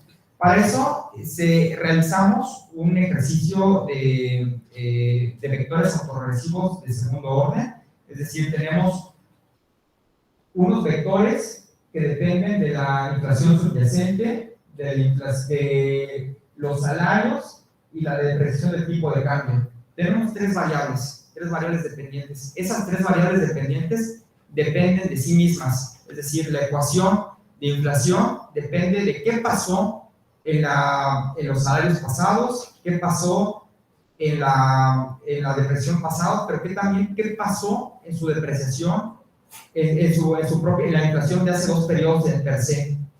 Lo que queremos medir es qué tanto la inflación depende de sí misma hacia el pasado, qué tanto depende de sí misma hacia el pasado. Entonces, condicional a que la inflación depende de ciertos factores o ciertos choques, como puede ser el tipo de cambio, como puede ser la determinación de salarios, queremos ver si la inflación sigue dependiendo de sí misma hacia el pasado. Y esto por una razón. Hemos transitado, como ya les platicaba, de distintos regímenes de determinación de la política monetaria, de un régimen de determinación de tipo de cambio a uno de objetivos de inflación. Entonces, cuando estimamos este vector autorregresivo, imagínense que estimamos una autocorrelación de la inflación condicionada a otros elementos. Es decir, esta es la forma elegante de tener una autocorrelación de la inflación. Cuando estimamos esta autocorrelación, ¿qué tanto dependo yo de la inflación pasada? Es como si tuviéramos la autocorrelación, donde decimos un nivel de 1 depende, un nivel de autocorrelación depende que la inflación sea muy correlacionada a sí misma. Es decir, mi inflación, yo tenía que ver mi inflación hacia atrás para poder determinar mi inflación. ¿Y qué tanto va a depender? Vamos a ir estimando ese mismo modelo como en una ventana. Primero tomamos una muestra, después tomamos otra muestra, y vamos a ver cómo esa autocorrelación ha ido disminuyendo. La inflación depende menos de sí misma, ha venido dependiendo menos de sí misma. Es decir, yo ya no fijo, la gente que fija la inflación, o los agentes que fijan la inflación ya no tienen que ver hacia atrás, tienen que ver hacia adelante. Y hacia adelante que hay nuestro propio objetivo de inflación, nuestro objetivo de 3%. Es decir, se ha vuelto menos retrospectivo para volverse más prospectivo. Por otro lado, cuando este vector autorregresivo, este ejercicio de vectores autorregresivos, permite medir qué pasa cuando tenemos un choque de inflación sobre cada una de las variables, un choque hacia distintas variables. Entonces, ¿qué pasaba con un choque si estimamos ese mismo vector, ese mismo instrumento econométrico en 4 periodos? Primero en el periodo del 84, al 87. ¿Qué es lo que pasaba cuando tú veías un choque de inflación? Un choque de inflación tardaba muchísimo en disiparse. ¿Qué es lo que pasaba en el 88 al 94? El choque tardaba en disiparse persistía eventualmente. ¿Qué es lo que pasa hoy de 2013 a 2018? Que tenemos estos objetivos de inflación. Un choque, la inflación con un choque externo exógeno se mueve muy rápido. Entonces hemos pasado otra vez de tener una inflación que depende, que cuando ve un choque, un evento climático que afecte el precio del aguacate, y yo eventualmente eso lo voy a traducir a mis precios, y yo voy a ver que ese precio, tengo que ver qué es lo que pasó hacia atrás con el precio del aguacate, ya no lo voy a tener que seguir viendo. Yo sé que un choque que le pasa al precio del aguacate no se va a traducir en una mayor inflación hacia el futuro. Yo tengo que ver qué es lo que está pasando con la inflación de todo el mundo en general para poder tomar eso. ¿Y cuál es la inflación de todo el mundo en general? La que yo quiero, la que yo te quiero convencer que es la de 3%. Entonces es ahí donde yo utilizo mis expectativas de inflación como el ancla nominal de la economía para la determinación de precios. Bueno, ¿sí? ¿Tendrá algo que ver este cambio de combate inflacionario con las reservas internacionales, cómo han variado? Porque recuerdo que por mucho tiempo como que las reservas internacionales estuvieron sin cambio, es más, se volvía sospechoso de que el gobierno del país comprara o invirtiera en alguna cosa sin ver que se cambiara las reservas. Y en los últimos meses hemos visto fluctuaciones, ¿no? Como ahora está arribita de 200 y tantos mil millones de dólares, ¿no? ¿Sí? Eso es como digo, básicamente porque me parece muy interesante este cambio, en lugar de ver hacia atrás, ver hacia adelante. Eso me parece muy simple. Claro, ese es el mecanismo, por eso les platicaba, haciendo una recapitulación,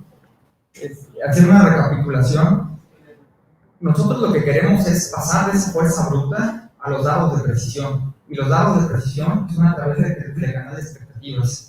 Entonces queremos nosotros, cuando entramos en un proceso desinflacionario, pasar de tener que afectar a la economía, pero ya vimos que es costoso. En cambio, si nosotros pudiéramos manejar las expectativas de los agentes en la determinación de precios y ayudarlos a ellos a ser menos retrospectivos, a ser más prospectivos, podemos generar menores pérdidas, como lo que estamos viendo, la tasa de pérdida que les mostraba en el ejercicio, y podemos llegar a un proceso desinflacionario. Y es prácticamente este proceso desinflacionario del cual yo les estoy contando acá, les estoy platicando, el que hemos estado siguiendo. Es para nosotros es importante, por eso determinamos que pasamos de un régimen de tipo de cambio a uno de objetivos de inflación, en el cual nosotros comprometernos a siempre cumplir con el objetivo de inflación, ya per se tenía que disminuir las expectativas de inflación. Ahora, respecto al uso de las reservas, el uso de las reservas ha cambiado muchísimo desde la época de los 90 a actualmente. Actualmente nosotros acumulamos reservas y eso tiene un impacto sobre distintas variables macrofinancieras como el riesgo país, en particular también del movimiento de otro tipo de variables asociadas al riesgo del país, no necesariamente al cambio en el manejo, la conducción de la política monetaria. Nosotros, precisamente, es parte de lo que hacemos. Nosotros queremos llevar y comunicarle a la gente a través de minutas, a través de nuestro informe de inflación, a través de nuestros informes regionales, a través de nuestras decisiones de política monetaria, y decirles cuál es el compromiso que estamos haciendo por hacer que converja la inflación a su objetivo.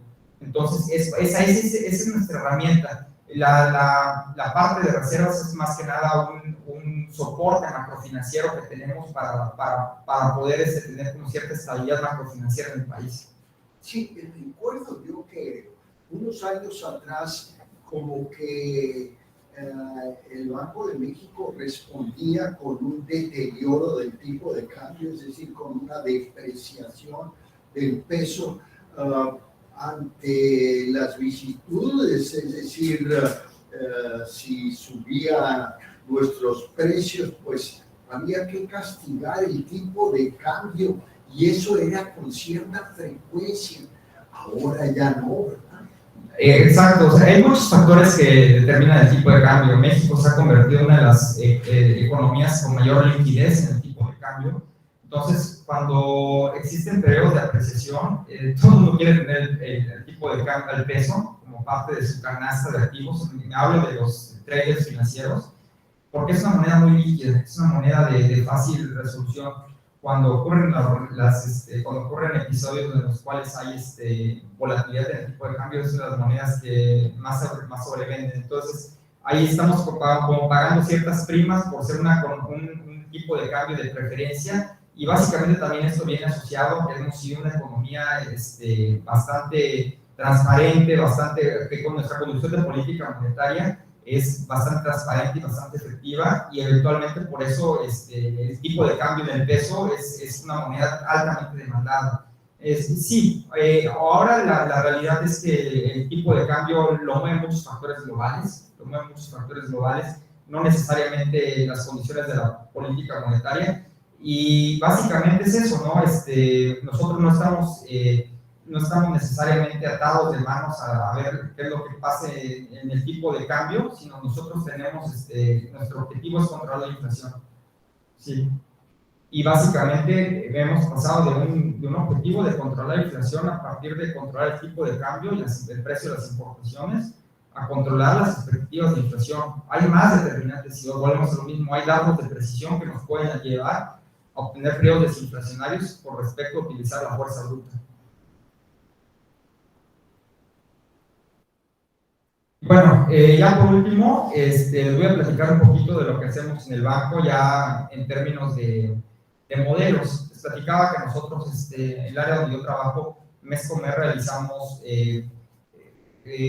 pronósticos acerca de cuál es la trayectoria de la tasa adecuada respecto a los choques que podría enfrentar la economía. Entonces, mes con mes, distintas áreas del banco, ¿qué es lo que hacen? Nos brindan pronósticos de inflación y pronósticos de brecha de producto. ¿Qué es lo que va a pasar en la economía en términos de oferta y demanda agregada? Y nosotros tenemos con base a eso decir cuál es la tasa de interés óptima o la fuerza bruta que pueda ayudar a converger la inflación hacia el objetivo. Esto es teniendo en cuenta que esa fuerza bruta también va a afectar las expectativas de inflación hacia el futuro. Esto se realiza a través de modelos macroeconómicos, y a continuación les voy a presentar un poquito los modelos macroeconómicos que utilizamos.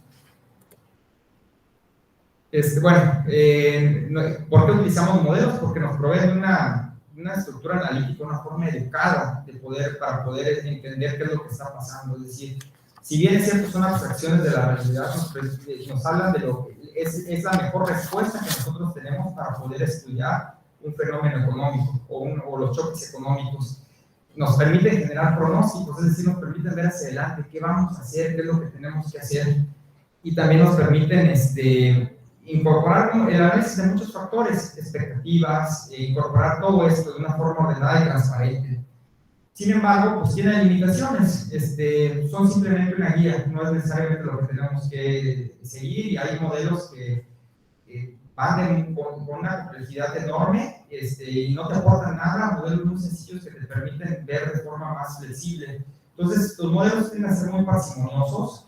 Mientras más grande los hagas, tienen mayores beneficios, pero muchas veces también tienen mayores costos. Entonces, nosotros, ahorita les voy a mostrar una versión del modelo más chico que nosotros utilizamos, un modelo, le llamamos modelo macroeconómico de economía abierta de pequeña escala. De pequeña escala, porque únicamente cuenta con 4 ecuaciones.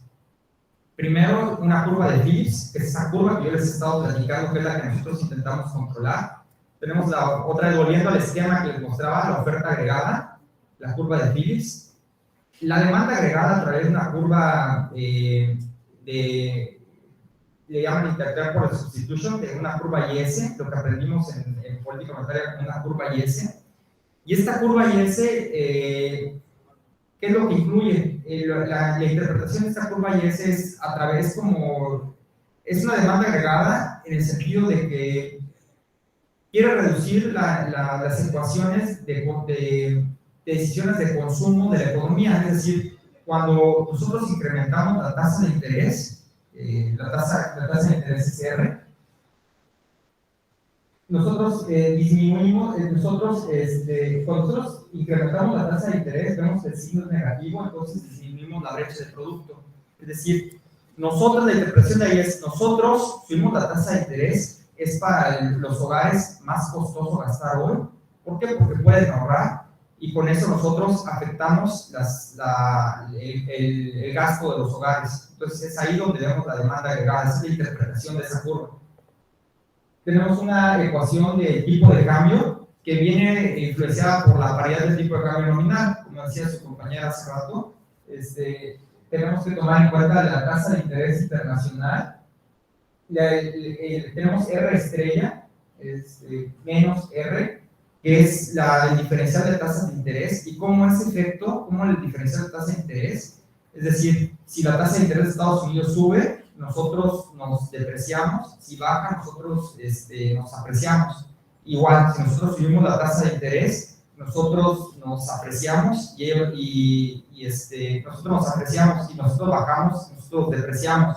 Entonces tenemos que tener en cuenta esa tasa de interés. ¿Por qué es importante esa tasa de interés? Porque esa tasa de interés afecta a la producción, a la curva IS, en el sentido de que afecta a los insumos que son importados, y también afecta en cierta medida las decisiones de consumo, porque si se aprecian si existe una apreciación, los hogares, del tipo de cambio, los hogares consumen más del exterior. Entonces tenemos como distintos canales que operan acá. Es un modelo de 4 ecuaciones, pero tiende a ser también bastante rico, ¿no? Entonces tenemos 4 variables relevantes acá, que son la inflación, la brecha de producto y el tipo de cambio. La brecha de producto y la inflación como parte de la oferta y la demanda agregada, el canal de tipo de cambio como un canal que te genera cambios en la oferta y en la demanda a partir de la relación de largo plazo que existe entre el tipo de cambio, entre la tasa de interés de México y la de Estados Unidos. Y por último, nuestra fuerza bruta, es decir, nuestra tasa de interés. Nosotros ahí estamos utilizando la tasa de interés para ajustar la economía, y es decir, para llevar esta economía a reducir la inflación sin afectar tanto las variaciones en la brecha del producto. Entonces, este es el modelo. Esta es una representación más básica del modelo, de uno de los modelos que utilizamos ahí en nuestra área para generar pronósticos. Este modelo, en el informe trimestral de 2016, nosotros presentamos una versión de este modelo, y este modelo puede ser tan grande como quieran. Podemos incluir la inflación no subyacente en la inflación. Usualmente la inflación de la curva de Phillips que demostramos es la inflación general, pero en particular, como la inflación se traduce en inflación subyacente y la no subyacente, tenemos un canal de tipo de cambio que también depende de las inflaciones. Tenemos otras ecuaciones que afectan no solamente el tipo de cambio nominal, sino el tipo de cambio real. Tenemos también cómo se comporta la tasa real, que es la diferencia entre la tasa de interés y la inflación. Y tenemos la tasa natural, que es la tasa natural de interés que existiera en la economía si no existieran choques de inflación y no existiera un proceso inflacionario en la economía. Entonces, este modelo puede ser más rico y aún así puede ser mucho más complicado. Simplemente les muestro esta versión del modelo para decirles que el modelo puede ser extendido y puede tener puede ser bastante rico en lo que se hace. Ahora, tenemos acá dos ecuaciones, ¿no? Tradicionales, la oferta y la demanda. Ya les comentaba la curva de Phillips y la curva IS. La curva de Phillips te muestra los choques tenemos ese epsilon pi hasta el final, que son los choques de oferta. Eso se puede interpretar como los choques de oferta que puede ver la economía, las disrupciones en los insumos que han ocurrido después de la pandemia. Hubieron un montón de disrupciones en la capacidad de producción de las empresas que te elevaron, o cuellos de botella que te elevaron la inflación. Entonces eso puede ser esos choques que están existiendo en esa oferta agregada. Y por el lado de la curva de Phillips o de la demanda agregada, tenemos lo que llamamos epsilon X, que son los choques de demanda. Es decir, ¿qué pasa? Lo que les platicaba en un principio, cuando los hogares reciben un estímulo exógeno por parte del gobierno para gastar, ellos empiezan a comprar más. Entonces, un choque positivo a eso hace que la brecha de producto incremente, los hogares consumen más por encima de su nivel potencial, y eso genera mayores presiones por parte de la demanda agregada. Entonces ahí tenemos los dos tipos de choques, en la parte de la curva de Phillips de oferta y en la parte de la curva IS de demanda. Ahora, yo les platicaba hace rato que hubo un cambio en el mecanismo de transmisión, hubo un cambio en el cual antes la inflación era más retrospectiva, teníamos que ver más hacia atrás, porque los choques eran más, los choques, por ejemplo, de tipo de cambio se traducían más en inflación, y ahora tenemos una inflación que es más prospectiva. Bueno, hay condiciones para que exista una inflación más prospectiva, para que yo vea hacia adelante, y otra vez que veo hacia adelante, el compromiso de Banco de México del 3%. Entonces, yo ahorita les voy a presentar dos ejercicios. Uno con un choque de oferta, otro con otro choque de demanda, para que vean cómo operaba un régimen en el cual el canal de tipo de cambio, otra vez ese canal donde el tipo de cambio afectaba en mayor medida a la economía, es decir, con un tipo de cambio, cuando existe una depreciación del tipo de cambio, incrementa el precio de los bienes importados. Entonces, en ese sentido, cuando ese canal era bastante importante, ¿qué tan difícil era para la economía o para el Banco de México mitigar la inflación?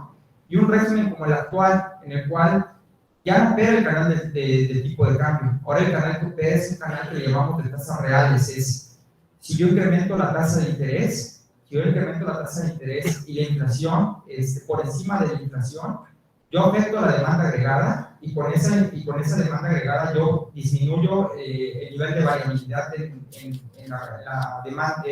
la curva IS. Con eso yo estabilizo la economía y va a ser menos costoso para mí estabilizar la economía. Entonces yo te quiero platicar dos historias. La primera historia es la historia de lo que ocurría antes, cuando el canal de tipo de cambio era lo más importante que existía, cuando los choques en el tipo de cambio se traducían en choques importantes de inflación. ¿Y qué es lo que ocurre ahora, cuando ya los choques ya no se traducen tanto en inflación? Entonces, primero te voy a mostrar qué es lo que pasa con un choque de demanda agregada. Si nos vamos a la curva, al modelo, es un choque a la segunda ecuación. Es un choque a la epsilon X que está ocurriendo en la economía. ¿Y eso qué es lo que te genera? Te genera en primer lugar que esa epsilon X, es decir, está incrementando la brecha de producto, ¿eso qué hace? Que haya mayores presiones, que haya mayores costos para la economía. ¿Qué es lo que pasa? La inflación sube, la inflación está subiendo. Entonces, en el esquema lo que podemos ver es que la gráfica sólida roja te dice que la inflación sube, la inflación subyacente va a subir, y en consecuencia la inflación general. ¿Qué es lo que pasa? Cuando una persona ve que la inflación va a subir, ve que sus expectativas hacia el futuro también van a incrementar. Entonces, ¿qué es lo que tiene que hacer Banco de México? Banco de México tiene que subir su tasa de interés por encima de la inflación para poder mitigar el efecto del exceso de brecha de producto. Es decir, tenemos un choque en la segunda ecuación que te sube la primera ecuación, la inflación. ¿Qué es lo que pasa? Te sube la inflación, pero también te sube lo que tú puedes esperar de la inflación hacia el futuro. Entonces, Banco de México lo que dice es, nosotros vamos a ajustar nuestra tasa de interés con respecto a la inflación,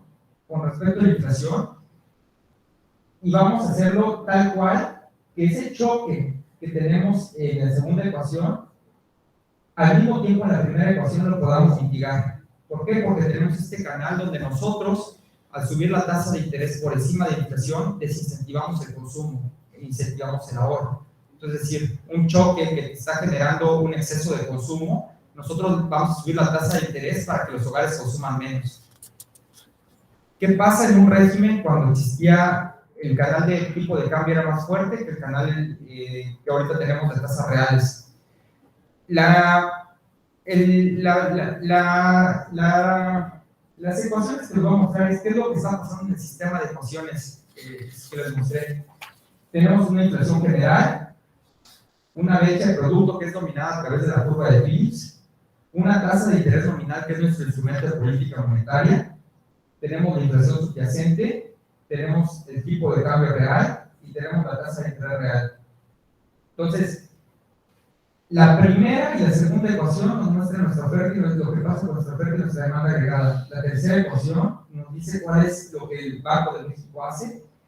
Y las ecuaciones de abajo, la de tasa de tipo de cambio real y la tasa de interés real, es cuáles son los canales por los que opera en mayor medida la política monetaria.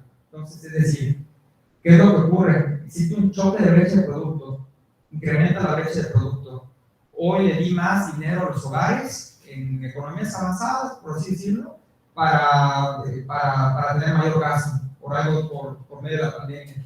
Sin embargo, eso me genera que la inflación eventualmente suba. Es decir, yo estoy sobrecalentando la economía con más incentivos, estoy consumiendo más. ¿Yo qué voy a hacer? Yo, Banco de México, voy a incrementar mis tasas de interés. ¿Cuál es el canal que yo creo que va a operar? La línea azul piensa que el canal más importante para operar es el tipo de cambio. Entonces, ¿qué es lo que hago? Yo subo mi tasa de interés para que mi tipo de cambio se deprecie y eventualmente la inflación va a regresar a su nivel de largo plazo. Pero ¿qué es lo que está pasando?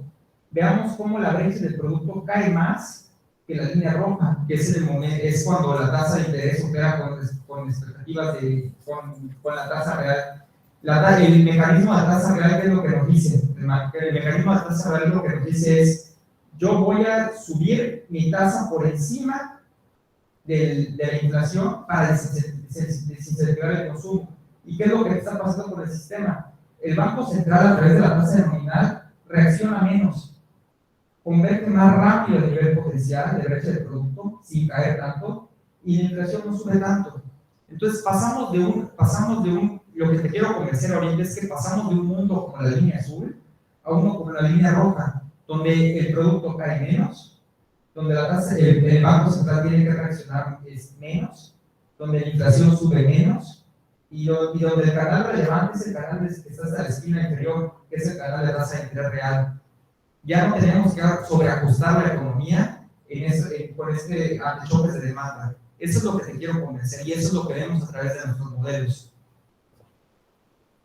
Ahora, ¿qué pasa con un choque de oferta?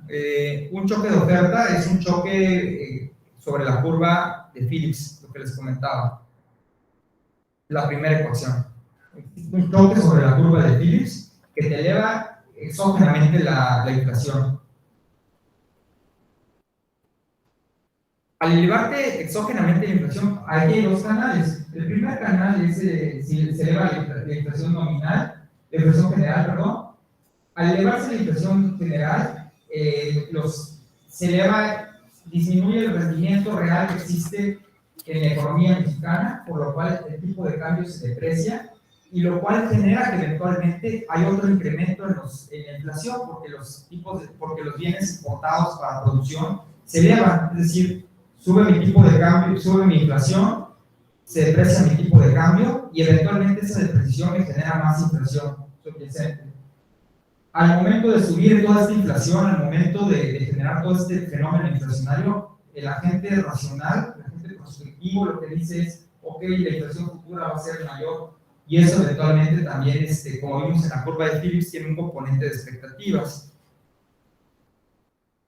El componente de expectativas ahí de la inflación. Entonces, hay un choque, y yo espero que ese choque viva hacia el futuro también. Entonces, ese choque, yo espero que refuerce la inflación. Entonces, a través del choque directo se afecta la inflación, pero a través de un choque de expectativas también se afecta la inflación. Entonces, tenemos dos mundos. Bueno, ¿y qué es lo que va a hacer la política monetaria? La política monetaria acá lo que va a utilizar es tu tasa de interés. ¿Qué es lo que pasa? Tenemos dos mundos. Un mundo en el que otra vez lo relevante antes en México era el canal de tipo de cambio. El tipo de cambio era lo que en realidad impactaba la economía. Entonces, al Banco de México le interesaba utilizar su tasa de interés para ajustar su tipo de cambio. Entonces, es decir, si la inflación subía, lo que a ti te interesaba era afectar a la inflación a través de la depreciación del tipo de cambio. Ahora lo que está pasando es, nosotros pasamos a un mundo en el cual el canal más importante es la tasa de interés real. Entonces, si la inflación sube, yo voy a subir mi tasa de interés tanto que la gente deje de consumir, Entonces, yo lo que voy a hacer es, voy a desincentivar a ese choque de curva de Phillips, yo lo que voy a hacer es, voy a disminuir la demanda agregada. Entonces, yo lo que hago es disminuyo la brecha de producto. Entonces, ¿qué es lo que está pasando acá? Es, otra vez para recapitular, porque ya me confundí un poco, perdón, si se larga la presentación. Bueno, tenemos dos mundos, uno donde está el tipo de cambio, donde es importante el tipo de cambio nominal, y otro donde tenemos que es importante el tipo de cambio real, que es la línea roja. Nosotros lo que queremos es subir nuestra tasa de interés y queremos afectar a esta economía a través de la demanda agregada. Entonces vemos que el sacrificio que se tiene que hacer con la línea roja es mucho menor en la brecha del producto que lo que se hace con la línea azul. Nosotros ajustamos nuestra demanda agregada mucho menos a través de la línea en este nuevo mundo en el cual la tasa de interés real es más importante que en el mundo donde la tasa de interés, donde el tipo de cambio, donde el canal de tipo de cambio era más importante.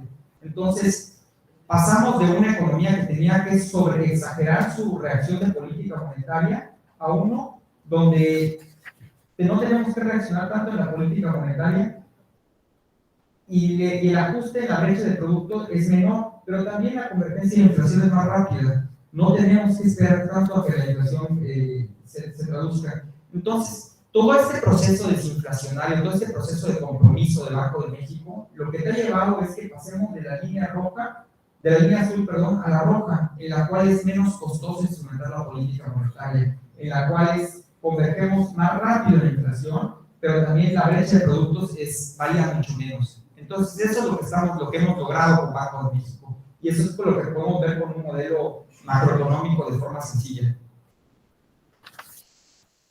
Entonces, los cambios en el mecanismo de transmisión del banco de la política monetaria, de la comparación anterior se observa que en general la convergencia a nivel de equilibrio a largo plazo es más rápida. El hecho de que las expectativas desempeñen un papel más importante implica que la política monetaria necesita responder en menor medida ante choques de la misma magnitud. Bueno, pues lo que el disclaimer acá es que los modelos ofrecen beneficios, pero la interpretación tiene que ser muy cuidadosa. Es decir, estos modelos son abstracciones de la realidad, tienen muy poquitas variables. Como platicábamos, el modelo puede ser muy complejo, incluir cuestiones de productividad, etcétera. Para términos prácticos y soluciones numéricas, nosotros tenemos que utilizar modelos muy chiquitos. Tener modelos muy grandes es muy costoso computacionalmente. Resolver este tipo de modelos requiere de habilidades computacionales bastante fuertes. Y también muchas veces de simulaciones que requieren computadoras bastante avanzadas en el sentido de generar las simulaciones. Entonces es un proceso complicado, no es un proceso necesariamente de lápiz, pues. Hay métodos numéricos detrás de todo esto. Entonces no podemos ser los modelos más grandes, aunque quisiéramos, porque es costoso en términos de capital humano, en términos computacionales, en términos de tiempo. Pues como les platicamos, no explican aspectos relacionados al crecimiento económico o de productividad, son simplemente modelos de brechas. ¿Qué tanto me estoy desviando del potencial, tanto en inflación como en brechas de productos? Las formas funcionales de las ecuaciones se aproximan de forma lineal, es decir, tenemos que hacer ciertas adecuaciones a los modelos para poder entenderlos, pero numéricamente no necesariamente se están... conforme más grandes son los choques, más precisión perdemos en la solución del modelo, porque los choques no necesariamente se ajustan. Hay problemas numéricos detrás de todos estos modelos de la abstracción. Y por último, estamos modelando al agente representativo, no estamos modelando a toda la distribución de los agentes. Una complejidad es que, como les comentaba, el canal de ingreso, el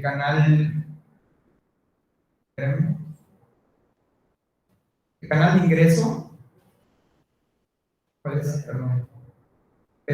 el canal de ingreso involucra que tengamos a toda una distribución de agentes en la economía, que tengamos que modelar esa parte. Este modelo que les presenté es un modelo de un agente representativo. Nosotros no estamos, por ejemplo, modelando este canal de ingresos. Para poder generar estas ecuaciones, este impulso de respuesta que les mostramos, tuvimos que resolver un modelo un poco más complicado que eso, ¿no? Entonces, los modelos son, si bien es cierto, son abstracciones muy útiles para nosotros, no necesariamente reflejan lo que es la realidad, y hay mucha complejidad en ella.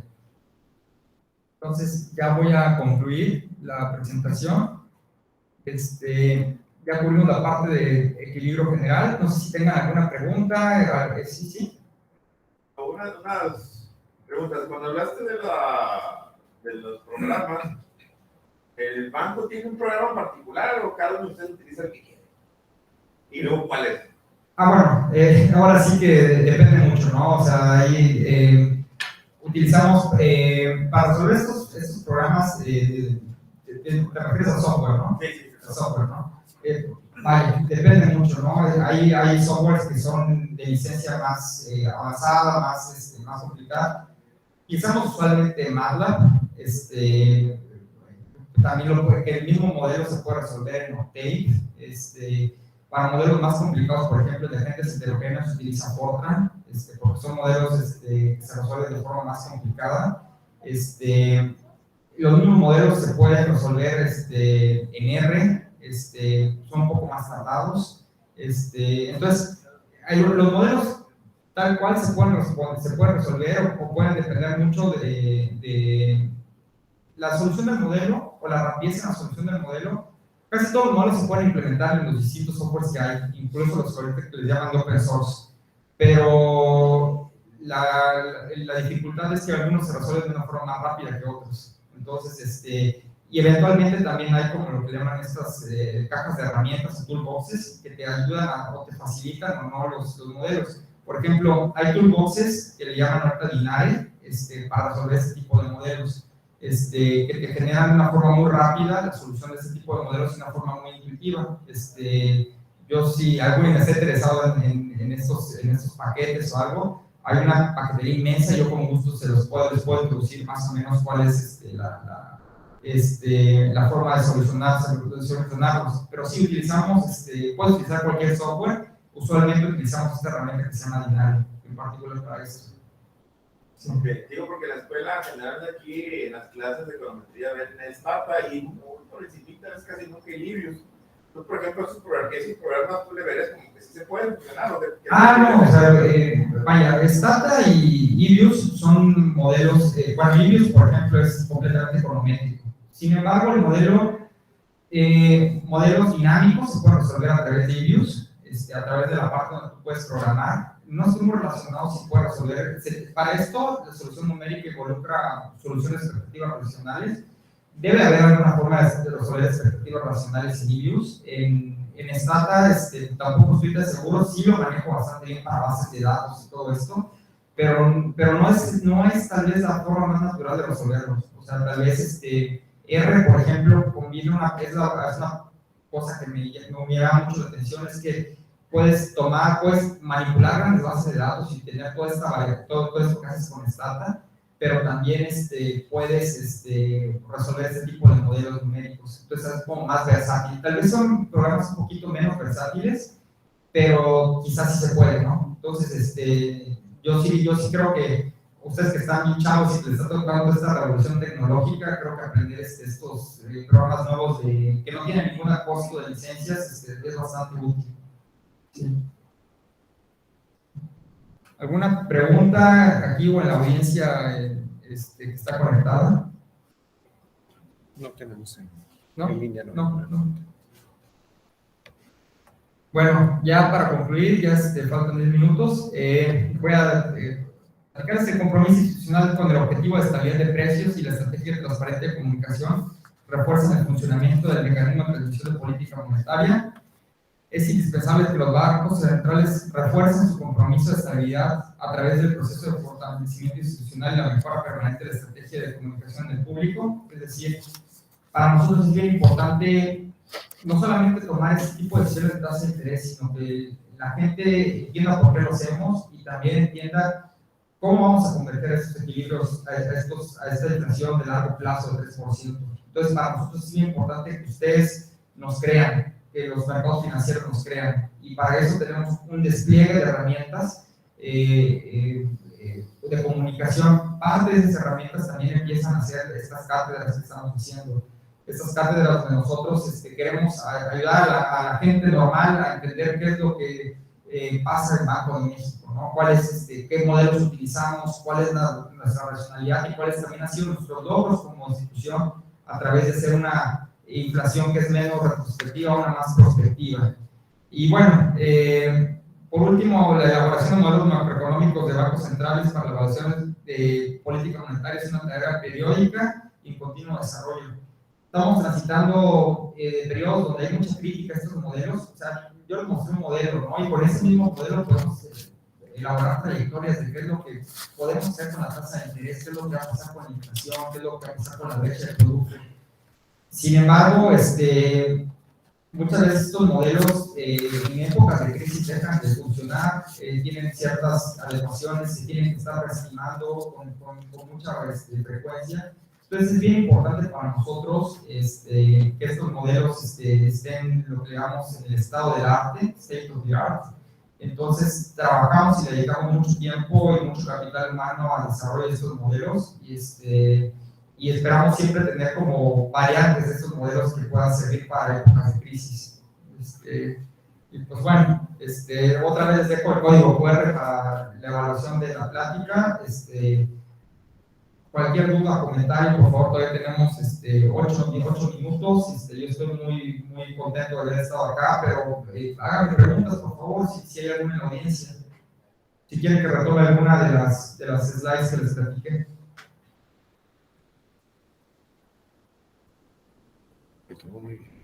Bueno, yo Sí. me da miedo, ¿no? Ahorita estamos hablando de que el canal de transmisión lo ideal de antes era el tipo de cambio y ahora tasas de interés. ¿Por qué ya dejaron los tipos de cambio? Vaya. No que no, pero menos. Es menor, el tipo de cambio, lo que ha pasado es que ha habido un proceso de transformación, y lo que les platicaba un poco es, antes el tipo de cambio, nosotros nos dimos cuenta que manejar las expectativas es un proceso son dados de precisión. Utilizar el tipo de cambio o otro canal de política monetaria para ajustar lo que estamos haciendo en la economía es por utilizar la fuerza bruta, ¿no? Es decir, yo te mostraba, ¿no? Te mostraba las impulso-respuesta. Por ejemplo, que la tasa de interés, cuando el canal de tipo de cambio era más importante, tenía que incrementar muchísimo y ver cómo cae la inflación de forma muy lenta. Sin embargo, y ve la brecha de producto también cómo se ajusta. Sin embargo, ve cómo a través de manejar un proceso en el cual nuestro canal de política monetaria es a través de las tasas reales, la convergencia de inflación y de brecha de producto es menos tortuosa y se genera con una tasa de interés menos alta. Entonces, eso nos ayuda a que esta tasa de sacrificio que alguna vez les mostré en las gráficas sea menos elevada. Entonces, esa es la parte donde nosotros estamos de alguna forma viendo beneficios. Por eso también nuestro compromiso de mantener un objetivo de inflación del 3% que guíe las decisiones de los agentes económicos en general. Sí. Para llegar a ese 3% está pronosticado más o menos 2025. ¿Cuánto es la...? Nuestro pronóstico trae que para el siguiente año ya tenemos que estar llegando a nuestra banda de variabilidad. Sí.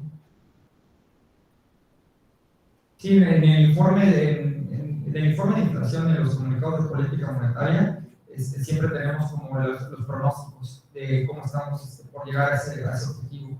Entonces, para nosotros también es bien importante decirle a la gente qué tanto vamos a llegar. Entonces, por ejemplo, si tú quieres ver ese pronóstico, puedes ir teniendo todos los comunicados de política monetaria y ir siguiendo cómo vamos a llegar. Sí.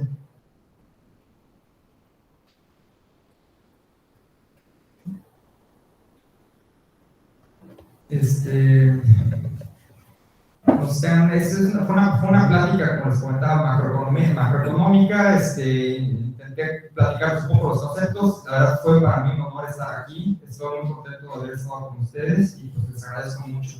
Y otra vez, creo que es bien importante para ustedes seguir con esa fuerza, con ese ímpetu, porque son tiempos en los cuales a ustedes les tocó aprender de una forma muy irregular, pero yo estoy convencido de que han salido adelante y esa resiliencia les va a ayudar mucho hacia adelante, a ser mejores profesionistas. Gracias.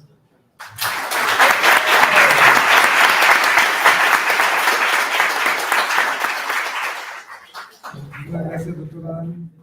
Antes de retirarnos, solamente les recuerdo a la audiencia, la próxima semana la sexta cátedra del Banco de México, y a los que están en línea también en el Valle de Mexicali, la Facultad de Ciencias Administrativas, la Universidad 16 de septiembre, bueno, les agradecemos su participación en línea, y pues ahora sí voy a hacer entrega de reconocimiento al doctor Francisco Javier Adame, que dice lo siguiente: la Universidad Autónoma de Baja California, Facultad de Ciencias Sociales y Políticas, otorga el presente reconocimiento al doctor Francisco Javier Adame Espinosa por su participación como ponente en el programa de cátedras de Banco de México llevado a cabo el día 21 de abril de 2023 con la conferencia Mecanismos de Transmisión de la Política Monetaria por la Organización Plena del Ser, Mexicali, Baja California, 21 de abril de 2023,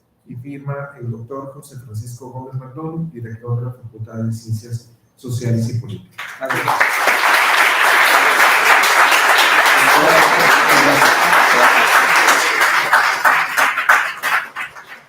Y pues los invitamos a la foto acostumbrada, para que por favor nos tomemos la foto con el expositor, y les agradecemos en línea y nos vemos en la siguiente sesión.